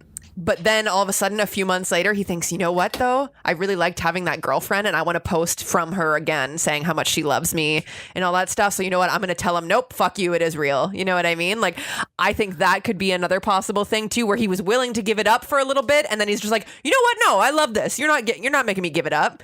And then was It's certainly like, possible. You know what I'm saying? The first one feels more. It feels like that we've seen more of those on the TV show. Yeah, where there's like the girl who's not. Where the person's just like her. Like he's infatuated with this fake person on the phone. Yeah, and really doesn't want to give it up. And they just keep believing, even though they know, they just keep like the guy who was believing dating lie. Katy Perry on Catfish. Honestly, I loved that episode. Ours is even worse. Yeah. No, I know. Ours is worse than the craziest one. I mean, the only way that it's not worse is there's nobody who doesn't know who Katy Perry is, whereas there is some people who would be like, oh, I'm not sure if I know who Candace Swainpole is. You know what I mean? The last piece of information I'm going to share on this is that Mike is MIA. Yeah. And so and I don't know why or where. I've got nothing bad to say about Mike, but at some point, a year after all this happened, just disappeared off the face of the earth. And so it just was really one of the most bizarre things that ever happened. And like for somebody listening right now, it might even sound like we're embellishing, but if anything, we're forgetting trippy details. Yeah. Oh, we're forgetting like big details. That would blow your mind. For sure. Because we got like obsessed with it for a while. Like we were like really like digging in there and there was some crazy stuff happening and we've probably forgotten some cool details. We are not embellishing at all. One of our theories is that Mike is a undercover cop, maybe. That's nothing to do so much with the catfishing, but just with like his mysteriousness Well, is because he disappeared, but before this disappearance, he disappeared twice before for like 4 or 6 months. He comes in and out of our lives, put it that way. Yeah, and when you ask where, you get kind of a Barney Stinson like scoff, like he doesn't tell you like I can't tell you where I've been, and so it's just like it's interesting. And that being said, we've painted this really sketchy picture of this guy, but this guy is very intelligent. He has like a college education. Seemingly, yeah. Yeah, really talented as well. Like super like on point guy. It's just he's a little like, wherever a little he shady. is, I hope he's well because me too. It was never a negative thing. It's just the most bizarre thing ever. You know what I mean? Yeah. And it's just like I think that's why I wanted to talk about it, not in a scandalous gossip about somebody and you wonder who it is. Like let's not even worry about who it is. Yeah. It's that if you think about those details in that sequence, it's amazing that's a thing. That somebody who's that educated and good looking, and I saw him with beautiful women and great people around him all the time, could get caught up in something so crazy. Yeah. You know? I've told you a little bit about, can I tell you about my catfish story? Yeah, please do. So before I met you, when I was also on Tinder, I did Tinder for approximately 6 months total between my last like really big relationship and then when I met you, when I was kind of just like playing the field. And I remember this girl, and I matched or whatever. We're texting, and I remember right from the jump, like I wasn't super infatuated with this girl, but it was definitely, she seemed like a cool chick, like cool artsy chick, you know what I mean? And like somebody maybe I could text. I wasn't getting a vibe that we were gonna fall in love or maybe even smash, but I definitely was just like, oh, she seems smart and artsy, you know what I mean? Mm-hmm. So I'm texting with this girl, and she says I'm a children's author, and I'm like, that's pretty badass, you know? Mm-hmm. She writes these children's stories that are nursery rhymes, but the characters are replaced with zombies. And I'm like, well, that's a really kind of cool. That's pretty cool. And I'm like, so is this what you do for a living? She's like, yeah, that's what I do. Is I have this series of these books, and it's like, oh, that's pretty badass. So that's a kind of person you might want to be friends with, because they're smart and a little bit weird. You know what I mean? Yeah, and totally. So we're chatting, and at a certain point, I go, let's go out. Let's go out for some drinks or whatever. Like I think I have a car this weekend. Mm-hmm. I'll come pick you up. We'll go out. She's like hesitant, but and by BTW, somewhere in here, we do talk on the phone. We talk on the phone probably twice.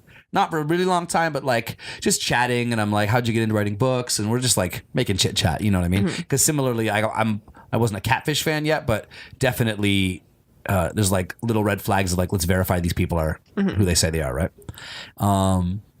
So now it's night of. I head down.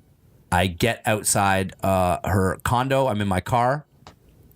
And she's not answering her phone. Now, at this point, something that has been like a sneaking suspicion of mine starts to creep up. That if she wasn't who she said she was, could I prove it? And so the whole thing about the nursery rhymes with the zombies, she had sent me like an excerpt. And so I Googled it. Which is kind of corny too. Did you ask for that, or? I think she was like, do you want to read it? And I was like, sure, send it to me. So weird. But anyway. But I feel like that's only something a Catfish would do. Like the real author of that book wouldn't be like, do you want to read a part of it? Unless she was, I kind of got this vibe. She was like kind of like this like emo girl, like a little bit. And I was like, she might be like, you want to read my work or whatever? And that didn't seem that crazy to me. But anyway, so I Google it, and then I start Googling like nursery rhyme zombie, and I find that it's actually quite a famous book series, different author. I find the exact excerpt, and so it's for sure not her. Then I Google her phone number, and it is attached to the building that I'm parked out in front of, but under a different name. It's like some first initial and last name, and she doesn't answer. And then so I wait like 20 minutes, and then I remember I sent her a text message, and it was just like, listen, I've figured out that you're not who you say you are, but I'm not mad. I'm just sad that like this is what you have to do. Because obviously, like, I know she lives here. She was interested enough to like give me the address, but obviously she wasn't the girl from the picture, so she was too nervous to come down or whatever. Yeah. But I remember just thinking like, oh, that's so sad. Like, I'm fine. Question: was the girl from the pictures the real author of the book, I don't or think was so. that two different? As I separate recall things? it, no. She built like a whole. She just built this character. Yeah. Yeah. Interesting. Yeah. It was, and I remember just thinking like, oh, like, and on top of that, it made me feel very mortal because as smart as I am, I'm got air quotes up right now for the listeners. Even I got duped for a second. Oh yeah, you know what I mean. And I wasn't. With online dating, anybody could get tricked. It was interesting. Yeah, interesting experience. I've never been catfished before, but one time a guy on his Tinder profile only had pictures of him like super clean shaven and handsome, and then when I got there, he had like a pirate beard. Like it was like the most giant and he was still the guy. Like you could tell it was still him. And he even said it, you could tell he was self-conscious about it because he said it right away. He was just like, I know that I have this big beard and I'm just like, why wouldn't you just post at least one picture with the beard then? You got ratfish. I'm not even that happens. I'm not even anti-beard. It was just funny. You better not be. I'm growing mine out. It just seemed counterproductive because it's just like a lot of girls are into beards. You know what I mean? Just post the beard pic. A thing that I learned some point in my 20s while I was dating is I'm really good at job interviews because I'm good at sitting down with somebody and knowing what their expectations are from the conversation. I know what they're looking for, and I know how to best spin myself in that way. Mm-hmm. You know what I mean? If someone's looking for a really mature business person, I know exactly which of my experiences to talk about to present me in that light. If they're looking for a TV host, I know exactly which things I've done that are going to make me seem like the most dynamic TV host. So I'm good at that. So I took that into dating. You go to a date on a first date, and I know what she wants. No, what I mean is there are basic things that everybody wants. Yeah. Everybody wants, especially these days, somebody who's a little bit quirky, but they're healthy, but they like to party a little bit, but not too much. There's like this balanced picture that most people are looking for. Yeah, for sure. And so even though I am not that thing, I got really good at selling myself as the closest to that I could. It's like, so do you smoke weed? I'm like, yes, sometimes. And if you know me, that is not accurate. Sometimes is all of the time. I'm always smoking weed. And so early on, I learned that that's not the way to do it because I got in the door a lot, but it created a lot of awkward situations, especially when you're like halfway falling in love with somebody and then they realize that you're not exactly who you said you were. And to be honest, a lot of other people do similar versions of this game. So I'm finding out that they're not who they said they were. Yeah. And it's like, that's just where things get really complicated with you. And yeah, you know, I would say you are probably the one that I was the most myself from the jump, where I didn't try to do any selling. And I think that's why there's been the least like growing pains with us because I mean, other than finding out that I'm even maybe louder and more intense than you knew, I never presented as another version of me. Would you say that's accurate? Yeah, I would say that's accurate. Let me tell you something, or let me ask you a question. If on our first date, if I was like, because you don't do shots and you don't drink anything but whiskey and Coke. Yeah. If I was like, do a shot with me, or if I was like, oh, like I bought you this drink, what would you do? Would you just drink it? Depends what it was. If it was in the like yellow zone of stuff that I can drink but I don't love, I would have done it with you. What if it was like some kind of like weird like vodka whatever drink? Yeah, for example, vodka's in the yellow zone. So it's in the yellow zone. Okay. I just and then the red zone for me is okay. Like, what if I said I couldn't do a tequila shot. I was going to say a Jager bomb. I don't like Jager bombs either. Yeah. Yeah, I'm not good at that stuff. I think, and that was back when I was still doing shots. So I would have done a shot with you. To be clear, I don't think that's misrepresenting yourself because I'm just curious as to whether. But there was a lot of around, you know, in my 20s. Whenever you're like, hey, I wish you liked sushi. I had many like sushi first dates where I tried because there was an interesting human who goes, let's go grab sushi. And I'm like, you know what? If there's a time to try it, it's while smitten. But you wouldn't have tried it with me. I've just done it so many times and I really learned that it was just like, I gag on it. And you know how I am. I'm very picky. We've addressed that on this podcast. I'm crazy with textures. I need to know what things are. And going for foreign food, like sushi that is not only foreign, but it's prepared in a very foreign manner. It's very different from the food that I eat.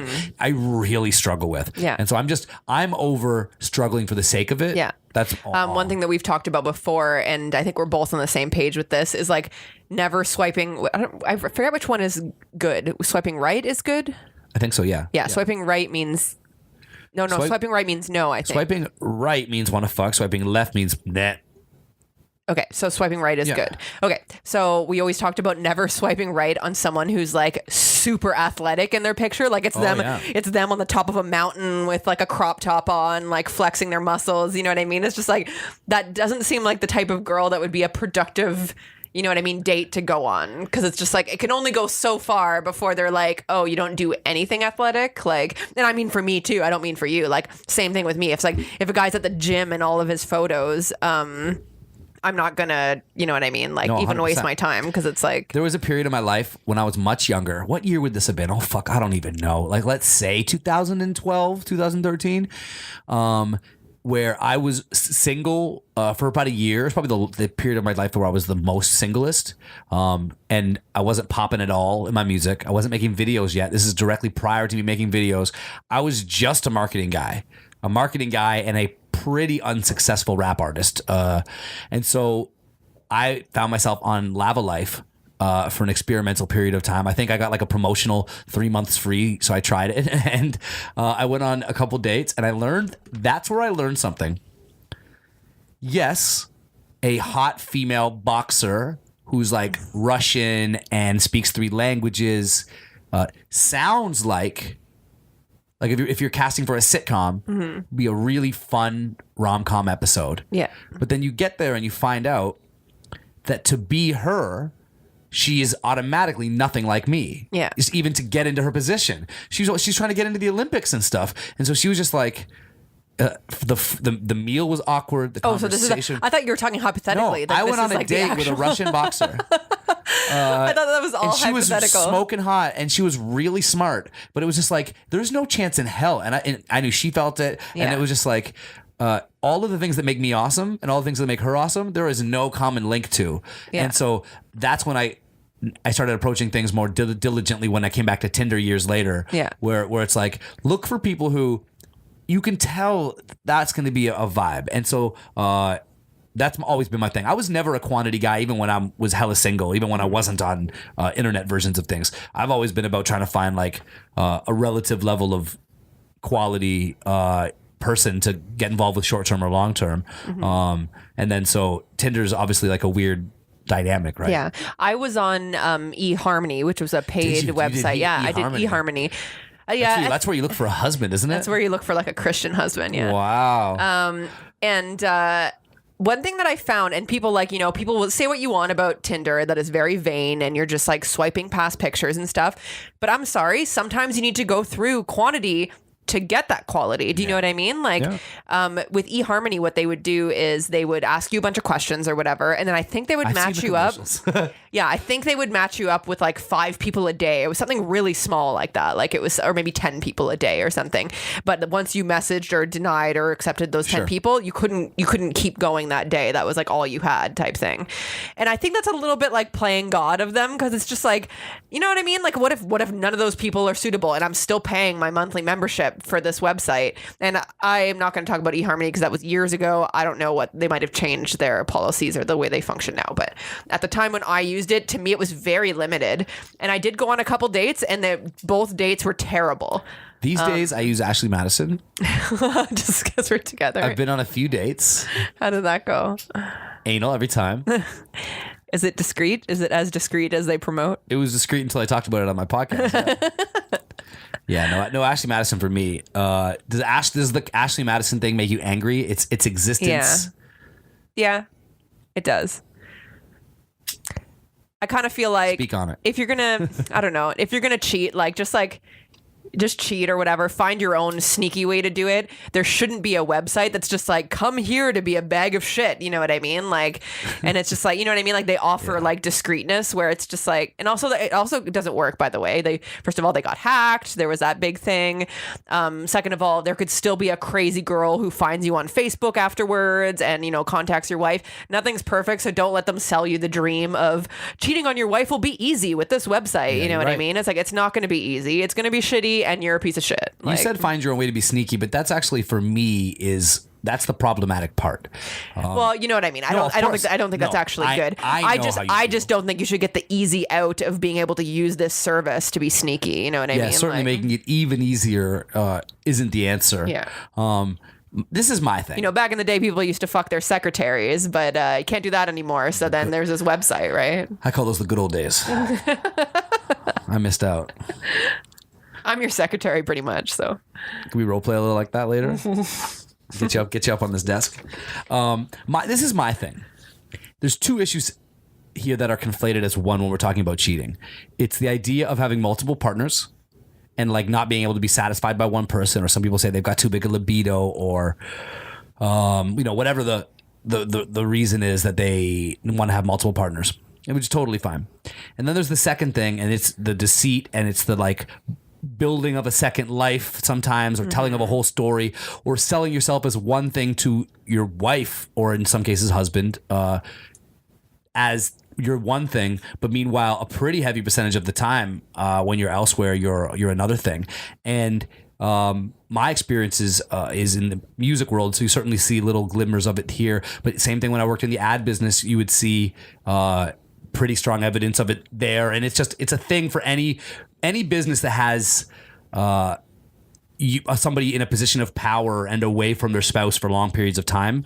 I think you see examples of it. And my whole thing has always been, you have to link those two things, because if you're the kind of person who in your heart, if you're as your true self, you need multiple partners to be satisfied. We know guy and girls who've told that to us. Yep. That's not a problem. No, that's fine. And there are really dope, good-looking, successful, talented, interesting people who will get down with you in that dynamic. Yeah. I know so many people who've just been honest about it, and therefore they've never been a creep about it. And I think this is the reason why. The biggest thing you can do to somebody, the worst thing you could do to somebody, I think, is waste their life. Is like take their life from them. That's why murder is so bad. That's why rape is so bad. That's why kidnapping is bad. You've taken someone's life from them in some aspect. Telling somebody that you are a partner in one aspect and then secretly changing your partnership has taken a big part of somebody's life from them if they find out after a year or For 5 sure. years or 10 years. And do you know what else it takes from them is their ability to do the exact same thing that you're doing right now. They think that you're both being loyal in the relationship and you're out fucking other people. You think that person doesn't also have thoughts about fucking other people? You know what I mean? If you're just, and I'm not saying if you're just honest about it, it's so easy. I know it's not easy. I know it's not easy to propose an open relationship to your wife or whatever it easier than is. hiding, and if you combine the hiding and the percentage of divorce, that's way harder. Yeah, to me, like the biggest problem with it when I hear about, I'm thinking about guys in my head right now, but I know that it goes both ways. But when I think about a guy cheating on his wife, I'm just thinking like, man, she wants to fuck too, you know what I mean? And you're pretending that you're loyal to her, so she's being loyal to you. And I mean, I don't know, she could also be cheating for all I know. But it's just like, you know, in the scenario that I'm creating, she's being loyal to you and she's waiting for you to come home and all this stuff when she could also be going out and fucking. Yeah. Why don't you just both go out and fuck? You know what I mean? Like, there's no point in cheating, and that's why the Ashley Maddison bothers me, because it's like it's promoting the secrecy instead of. There's nothing wrong with having multiple partners. Yeah. That's not what it's promoting though. It's promoting the lying. You know what I mean? Like, you're absolutely right. Mm-hmm. Yeah, that's the point, is that if you live, I mean, be you. Mm-hmm. So I personally, I enjoy being in like a partnership situation. No, it is the best relationship I've ever been in. But I also understand the appeal of being in a situation where you're having sex with lots of different people and it's this exciting, adventurous sex life. I get it. And if as a couple we decide, or in the future decide that, you know what, that's the kind of relationship we want to be in now, then that's what we'll do. But I do think we need to be better as people than picking somebody out in the world that you think is the best person you've ever met. You fall head over heels in love with them. You want to have a family with them. You want to, or even if it's not that serious, let's just say you're only in like a serious monogamous relationship. You know what I mean? You want to, this is your favorite person that you've met in a while, and now you're going to, is everything cool?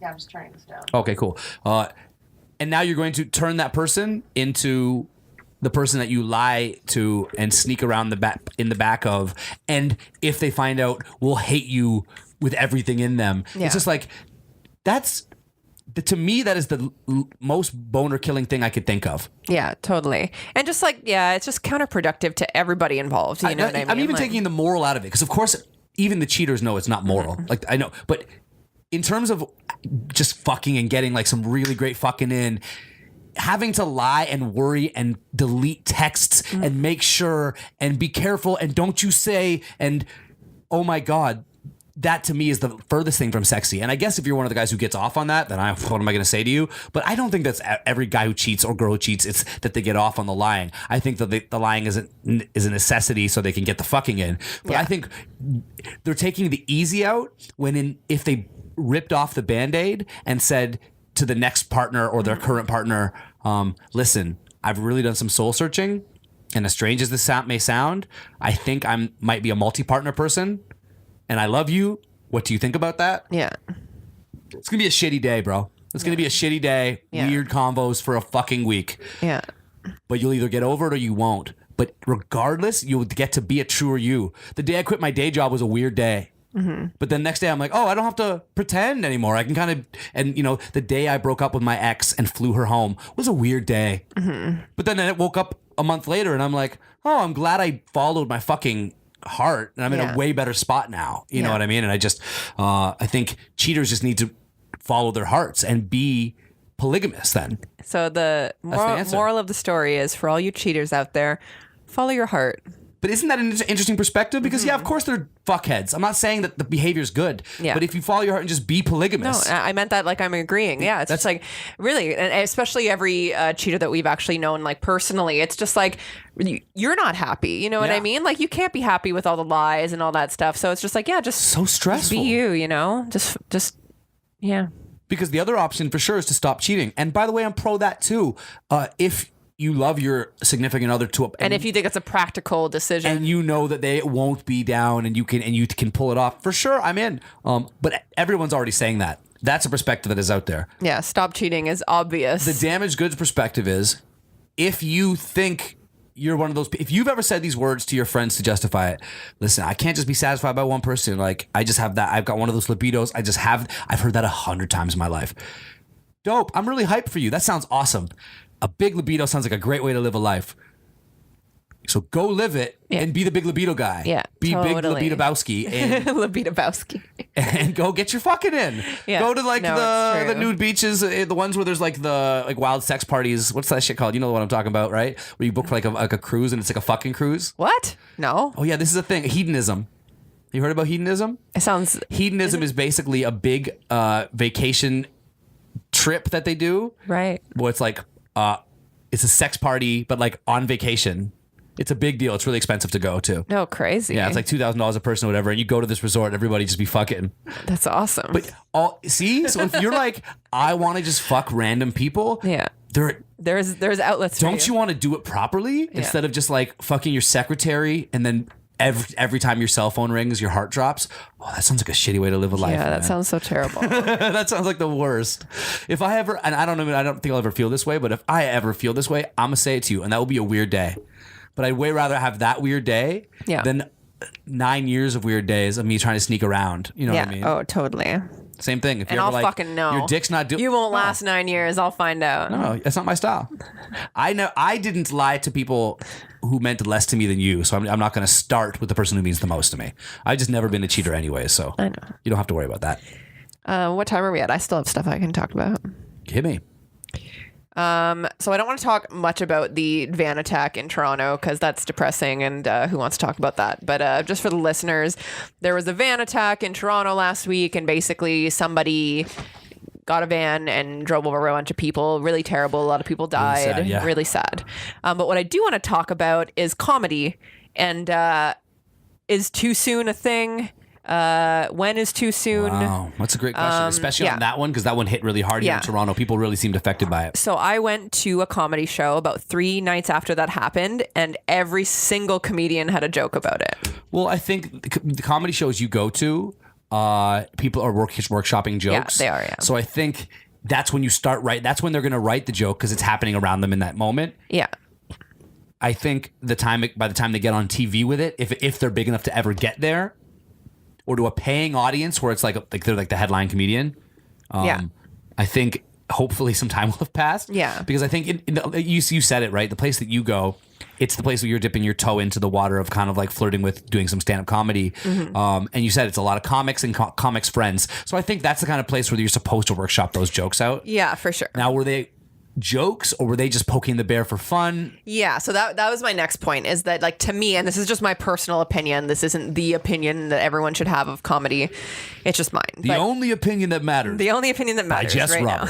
now is that it needs to offer a unique perspective on that. You know what I mean? On that tragedy. Yep. And needs to offer something funny, something clever. There was one comedian that made a joke about renting a van is already hard enough. I'm under 25. And that was great joke. That was pretty funny. That's a great joke. Because it's like that. Nobody's a victim of that joke. He's not talking about the people who died. He's not talking about their families. You know what I mean? That's a great joke. Somebody else said they probably deserved it because they were all on their cell phones. I don't think that's funny. You know what I mean? Like, that's not a funny enough joke that, like, okay, I get it. Maybe they were looking down at their phones so they didn't see a van. Not only does it not feel funny or clever, it's the perspective of like, why you always look in your cell phone is so crabby old man. Yeah, it's really hard to make a room laugh with. I'm a crabby old man, and I'm glad those people died. Like, that's a hard sell. You know, that's tough. And that brings me into Anthony Jeselnik's Shark Party joke. Do you remember this? This is me. old news now, but I looked into it earlier today, and I think it's worth bringing up in this context. So basically, he did this thing that whenever somebody was killed in a shark attack, or whenever somebody's bit by a shark, not necessarily killed, he would have a shark party, because it's like, and the actual origin of the joke, or I don't know if origin's the right word, but the actual point of the joke is kind of good, because it said humans kill so many sharks a year, so every time a shark kills a human, let's have a shark party because we got one. You know what I mean? Like, that was kind of the joke. It's hilarious. And when you think of it like that, it's hilarious. But what he did was he had the sharks with, like, this is like a few days after this guy died. He had or maybe even like the day he died, very soon, very too soon. The shark came out with like blood all over it. Somebody in like a shark costume with blood all over it. A surfer came out dressed with blood all over him. And Anthony Jeselnik said, was he killed? He said to a laughing audience, "You bet your sweet ass he was killed, and he had a family and everything," was the joke. Gets worse. He puts a picture up of the guy who was just killed on the screen, and then with says, him at the beginning of the joke. "Let's not forget the man who made this all possible. Smile, you son of a bitch." Wow. That was the joke. Now, I am laughing because it's crazy that he did that. I am not laughing. Funny, but it can be funny and simultaneously potentially Is it funny inappropriate. enough? Do you know what I mean? Like, that's my thing. Is it funny enough that it's worth making an entire, because I think it was Australia the guy was from. Now they want to kill him there. Like, they all hate him. He can't go there. Is it funny enough? Do you think it was worth it? You know what I mean? And I think in his stand-up special, he does say that it was worth it, and he's going to do that till the day he dies. I defend his right to be able to do it. As do I. Legally. But do I think it's in good taste? No. I here's the thing. I think he could potentially approach that and leave something like, if he had just never even said the word family, maybe I vote yes. I agree. Yeah. He had a family and everything. You know, even it's like in movies where there's gangsters and then they go, he messed with my kids. And then the other gangster goes, everybody knows you don't mess with kids. It's just like, even the serial killers on the fucking Peaky Blinders show, you don't mess with children, or that's like the worst thing, or their wives. If you do, game over now. All bets are off. So it's like, as soon as you cross that line, you have to know that is a line that is set in for human beings. I also think putting his picture up on the screen is attacking that guy specifically, and not just attacking you could have kept it vague enough. Yeah, not attacking the idea of a shark attack, which would be funny, even if it was relevant because it had just happened the day before. It's like, saying that, like, you know, more sharks are killed by humans than humans killed by shark. That's actually a funny thing that you should be able to talk about and make jokes about. Yeah. But putting the guy's picture on the screen, I think, is what takes it to the next level, because it's like, then that's kind of an attack. You know what I mean? It's a little bit of an attack on that person and his mourning family. You know what I mean? Like, you're right. You're right about that. That is, it's weird. It's when you put someone's face on it, now it's like you forced him post-mortem to be involved in your show. And he's the joke. And I read even more about it too, and his like family and him were like like wildlife activists and stuff like that, and like this guy would never hurt a shark, you know what I mean? So it's like, so you're kind of making that joke at his expense, even though he's not the ones that you're making fun of, because you're making fun of humans who kill sharks and things like that. I defend his right to do it, but at the same time, I do think it's in poor taste. Yeah, it's in really poor taste. My vote is it's on the side of poorer taste than it is funny. Yeah. And I think the way for me it works is it's a sliding scale. Yeah. The more problematic the joke, the funnier or more unique or well written it has to be to ask for a pass. You know what I mean? If you just say like, something blah blah blah Bill Cosby, like, ooh, there's a lot of victims there. That's kind of bad taste. You didn't really say something funny, so the audience goes, ooh, or whatever. Holocaust. If you go there and you don't bring them some unexpected thing that goes, we were a little bit like, oh no, that you caught us off guard. Oh my God, that was hilarious. Yeah. If you don't do that, it's kind of like the van rental thing, where it's just like, that's not something you'd think about when you think about that story. You like caught us so far how off guard. difficult it might be to rent a van after that. Yeah. And that is a little bit at those people's expenses, but not anybody specific. You know what I mean? Like, nobody's showing pictures and saying that it's funny that they died. You know what I mean? It tickles you enough that it's just more so like you forgive him. Yeah. Taking a step in the direction of the tragedy. Yeah. And it's pretty tasteful in what he brings up, how he addresses it, in that he doesn't say like stupid or whatever, or like put their pictures up and be like, anything at their expense. He literally goes kind of one step in that direction of the tragedy and then makes a van joke. Yeah, you know totally. what I mean? So I think that's a big difference. While we're on the topic, just to bring up one that we had a disagreement about recently is the Joey Diaz one. Yep. So let me see if I have this correct. You think that sometimes the comedian's persona also weighs in on the type of jokes they're allowed to make. Am I correct in saying that? You think that? So the Joey Diaz joke is he said on his Twitter that. Do you want me to read the exact quote? It's a female UFC fighter. So after the fight, he said, "Mackenzie Dern's asshole is going to smell tremendous after this fight." It's of course it's chauvinistic. It's also just really silly. This is the thing. I think we can accomplish the task at hand of feminism while still allowing shock comedy. Yes. I think with laws and social justice and empowerment and movement and change, I think we can accomplish it while still allowing Tosh to make a rape joke and Joey Diaz to make a butthole smells joke, because I think the world is better with shock comedy than us outlawing it. Yeah. And I think it's one or the other, because either you have to say, we no longer tolerate jokes of that nature. Yeah. Or you have to kind of let him do his thing. And I understand the argument for stopping it. I get it. I was vastly bullied. I can't imagine putting all my work to become great at something and then to have some comedian suck all the wind out of it with a joke about my dick size. Like, yeah, that sucks. I get the argument for why that's not okay. But if I consider the idea that, well, we could get rid of shock comedy, and so saying dirty, dramatic, shocking, appalling things is now not okay. We no longer put those people on any platforms. We no longer support them. We would lose some things I really like. Mm-hmm. And so then I say that makes me vote that it's okay, and it's only okay in that if you don't make a living as a shock comic, like if Joey Diaz didn't make a living doing what he did, people's reaction on Twitter, the very reaction he got, because he did get a reaction, a negative one, would ruin your life. So the lines are already in place, because if tomorrow I start saying things like that, I might not be well enough off, and I might not be enough in that lane as a shock comic that I would be bulletproof to just say it. Yeah. You know what I mean? Yeah. And if my dad said it, for sure, he's like, he would lose his job and then he'd be screwed. And a lot of people, that's the case. But if you're a shock comic, that's what you do for a living. So you are bulletproof to the 100,000 hate tweets that Joey Diaz did get. You know what I mean? And so the world will self-regulate itself.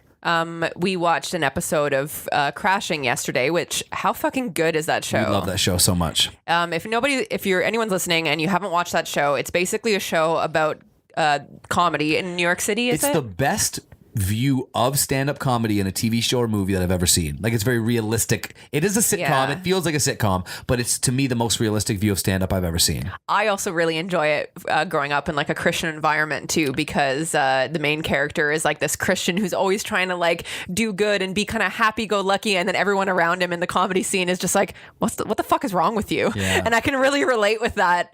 So I really enjoy it in that way too. But yeah, we watched an episode last night where Bill Burr makes an abortion joke, and it's taken out of context a little bit because somebody posted it online, and they only showed like 3 lines of his, whereas the joke kind of had like a beginning and an end that they didn't show, and then people blow up. But Bill Burr kind of has the same thing as Joey Diaz, where he's like, I don't really care, like it'll be gone in 3 days anyways, like all this hype, because he really is that shock comedian who has already built up a reputation for saying things like this. So it's like you can't really expect much else from him.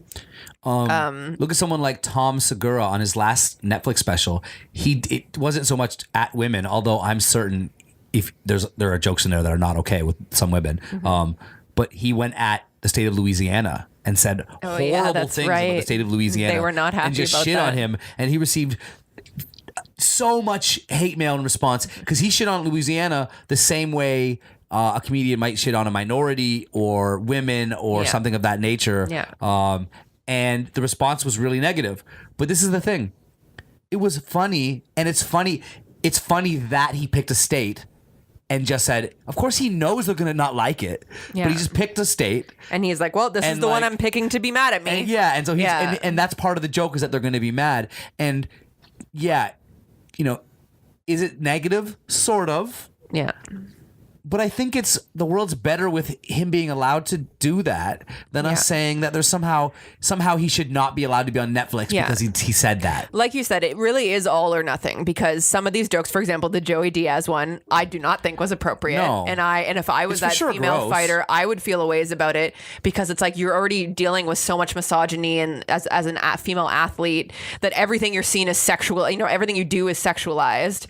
So it's just like, and especially because Joey Diaz is kind of involved in that scene as well. He's friends with Joe Rogan. A little bit, but yeah, I know what you mean. They all go to UFC fights. I know you know what I you mean? mean. In the sense that like she would see his tweet. You know what I mean? Like they're involved that much. So it's just like, if I was her, I would also be like, super inappropriate and not funny. You know what I mean? She said something to that effect. Yeah. And he received a lot of backlash. And I think the appropriate thing will happen every time. Yeah. In his case, he's sort of confirmed with that move that he'll never really be like a sitcom guy. He'll never really kind of be allowed to go back to like the corporate thing. Yeah. Because he's now kind of established that he's this SJW's it's true. You enemy. You kind of put yourself in a lane by doing that. So it's just like you're kind he's of... parked now for good, pretty much. Now he's a pretty successful character actor. He's been in a lot of movies as like the big goon, the mobster. I think or whatever, he'll still pop up and stuff like that. I don't think his career's over. Yeah.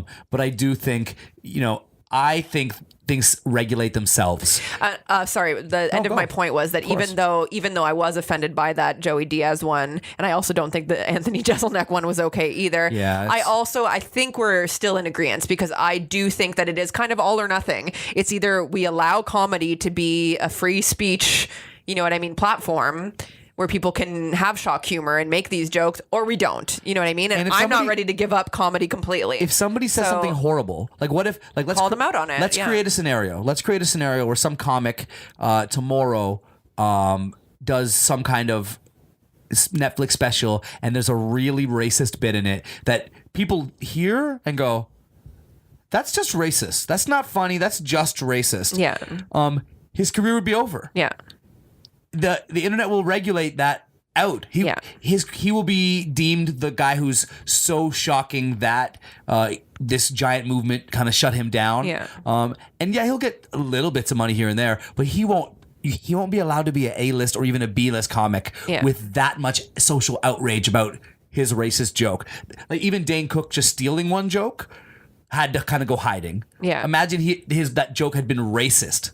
Yeah. Where it was like the entire internet was like, no, Dane Cook's a racist. No, and so I think in its worst case scenario, if somebody says something that is horrible, I think our theory stands up the best in that they will be blackballed by everybody. Yeah. You know what I mean? In the way Louis C.K. was blackballed, and honestly, I think what he did is quite bad, but there much worse is going to come out of Hollywood than what Louis C.K. did. And I think we're going to see even larger, more instantaneous, like, okay, well, this person's done then. Yeah. You know what I mean? Yeah. And that's also a different thing, because that's something that he did in real life. That wasn't just part of his comedy. I'm just saying you know that people, what I mean? Like, if a celebrity goes negative, there's evidence to say their career will feel it. You know what I mean? For sure. That's all I'm saying. Yeah. Yeah. What time are we at? We're approaching 2 hours, so I'm happy to wrap up pretty soon. I've got topics we haven't talked about. Let's do one more. I got one joint left here. Let's do one more, and then we'll wrap up after that. I'm having a fun time right now.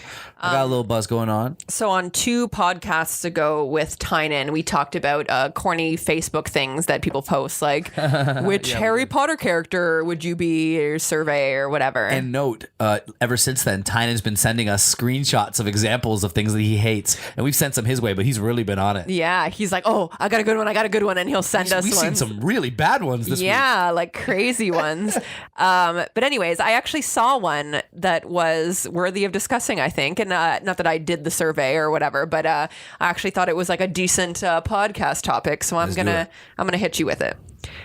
Which would you prefer? Oh, I love this already.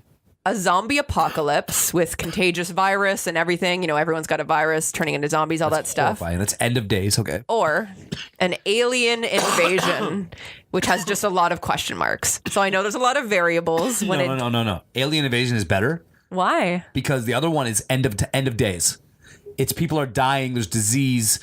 There's no coming back from that. Best case scenario, we're like back in caveman days. Alien invasion, there's a chance that things could be the quality of life could be similar to now.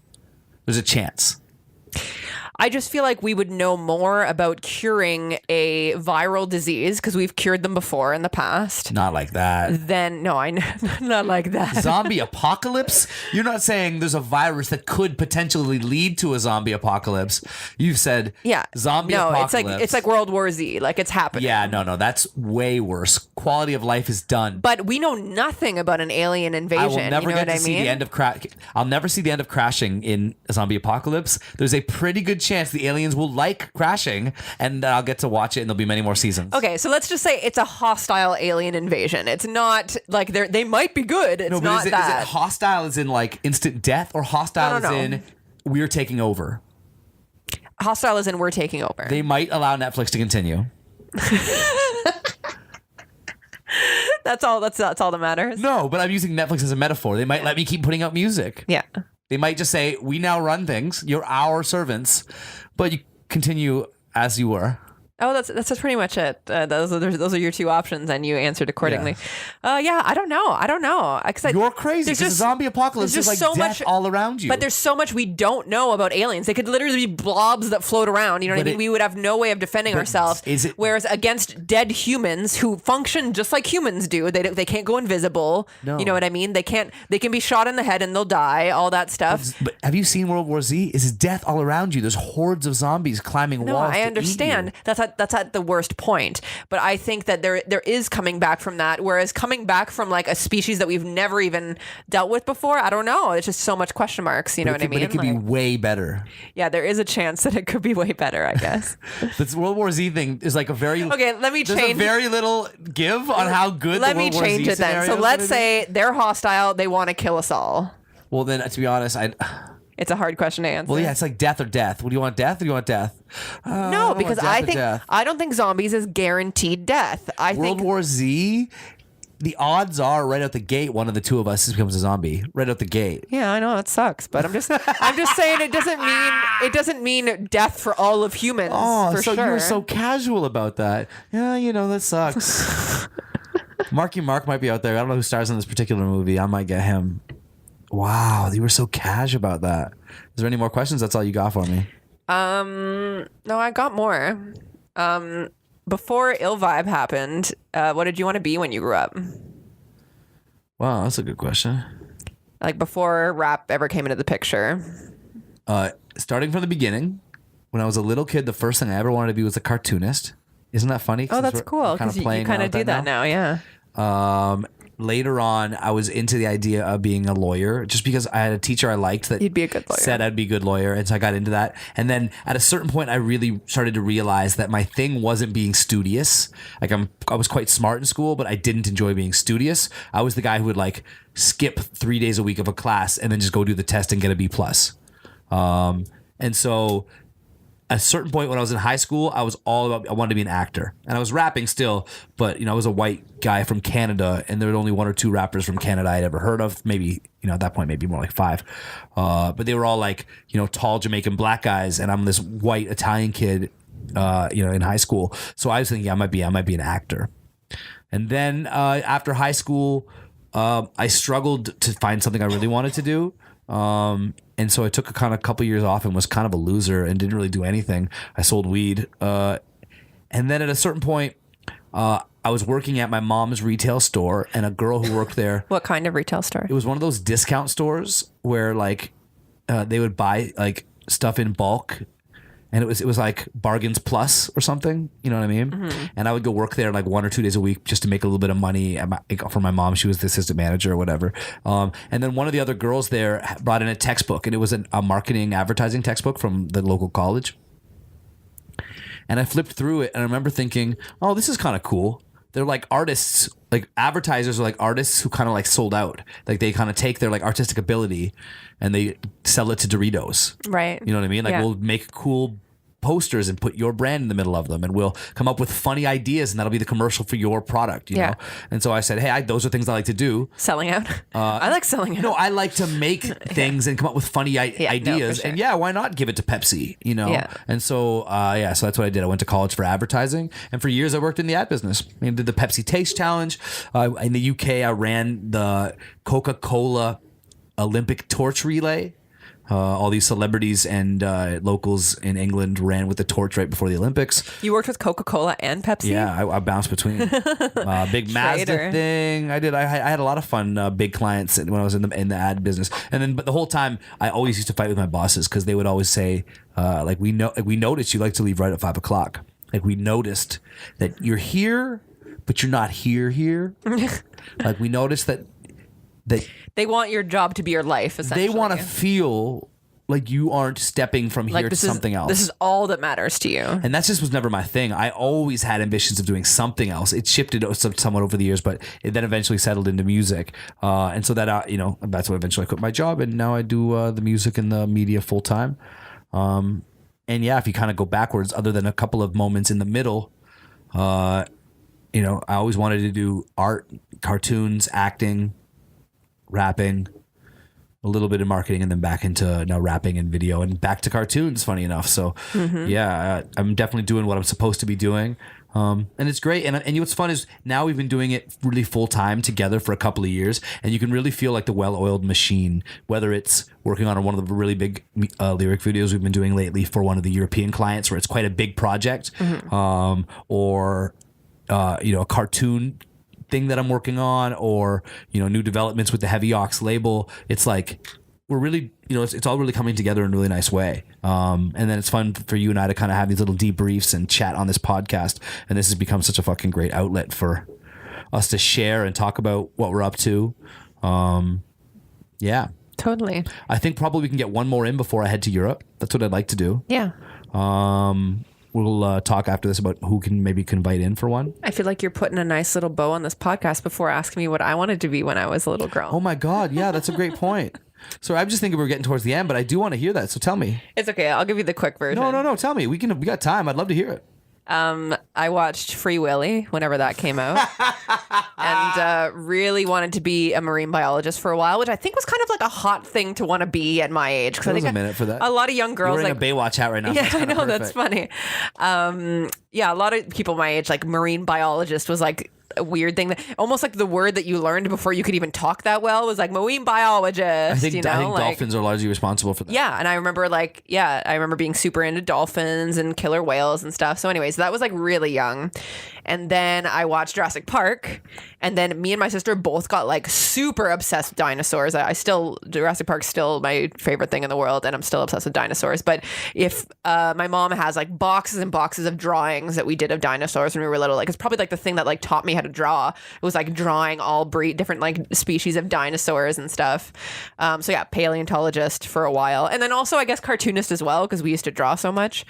Such a range. Yeah. And then the funny part is that when you actually go to like school and realize that you're terrible at science, being a marine biologist or a paleontologist aren't really on the table anymore. When did you get into the more lane that I know you for? Like not until like the end of high school. And I'm kind of like gapping in the middle because I don't remember really, because even like marine biologist and paleontologist was when I was like a child, like very, very young. And then makeup artist came at the end of high school. I wonder what I wanted to be like all in the middle there. I think I did a lot of writing. So I think being like an author or something like that at one point, it was always creative stuff. So you also might have been focused on other things later at that time. So you kind of might have popped between things more. Totally. That's how I felt in high school. Totally. There was a lot of little things I wanted to be for like... I did a bunch of acting as well. I was in theater. I was in Shakespeare plays. Yeah. I did some acting in independent films. For a year, and then you do this other thing. You're like, oh, I'm definitely going to be a journalist. And then you do this other project. Yeah. For sure, I'm thinking now that I'm going to be a sociologist. Yeah, totally. I got into acting really young, and then did films, like local, like independent films and stuff. And then they had no budget, so they were like, "Oh, can you do like makeup?" And I was like, "Yeah, I could try," or whatever. So I would end up like doing makeup for the people on set and stuff. And so that's how I got into makeup. And You went to makeup school, Toronto. right? Yeah, I went to makeup school. Moved to Toronto, did makeup. You can do like badass like Special effects and stuff. makeup Yeah. too. You don't really do it much, but you got the skills. Yeah, I don't do it much. It's a lot of work to maintain, because if you want to do prosthetics and stuff, you have to have a separate oven for it, which who has 2 ovens? Like Yeah, nobody. right. So it's like, unless you're working out of a studio, it's hard to like practice and stuff like that. A lot of like products that you need, you end up like destroying your kitchen and stuff. So yeah, so I don't really do much special effects anymore, but I still do, makeup for myself and then other stuff here and there. And then for a couple of years, you did like some retail management stuff. Yeah. And what's cool about the job when I met you that you had was you managed like Toronto's oldest costume store. Yeah, it's like we've talked about that on here Yeah, before. yeah, it's like old corner store. I'm just trying to link it. And then at a certain point, that's when you got back into the kind of like, because before you had acted a little, done makeup, modeled a little bit, and then when we got together, I think I've got all this cool camera gear, and I think at a certain point, you started picking that up. Yeah, like Right? you mean like modeling or filming? Like with? just like everything, like Yeah, just yeah. like being back on camera and using the camera. Yeah, no, it's true, And yeah. started casting models again, and Yeah, in high doing a school, bunch I of was stuff. super into videography and stuff. I won like a scholarship for my videos that I made in I high didn't know school and that. stuff. Yeah. didn't know that. It was like a small scholarship, but just like a few $100s towards college or whatever. that's badass. Yeah. And and then so I've always loved being behind the camera as well, or using the camera as Yeah. well. And then got into makeup, but I still didn't feel like as hands-on as I wanted to be with like content creating and stuff like that. So when I met you, it was really awesome because you already did that. And then I kind of got to experiment with that more, because it's hard to experiment with like expensive equipment, right? Yeah, no, it was good because I had some. You gear had it already, yeah. From the music video shooting days, that's when I kind of did that for a minute. And yeah, it's been fun watching you. Now you do so. Now many I do cool more things. videos than you. Yeah, you shot some really great weddings that make me want to cry, and you shot some of my best music videos. And some bands. Yeah. Shot a yoga seminar. What's your favorite thing that you do right now? I mean, obviously this podcast is up there, but Yeah.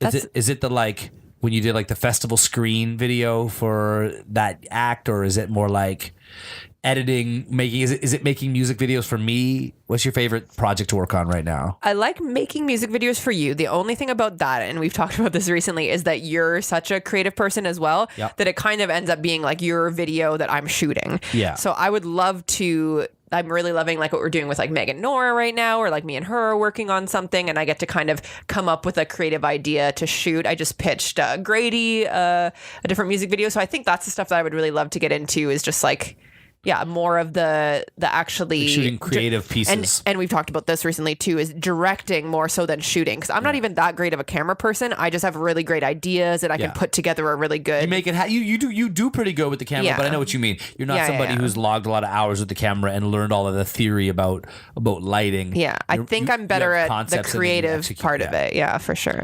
For sure. We have some exciting stuff coming up that we're gonna get back into shooting. I'm really happy with the little piece that we posted for Outside In on my Instagram and Facebook.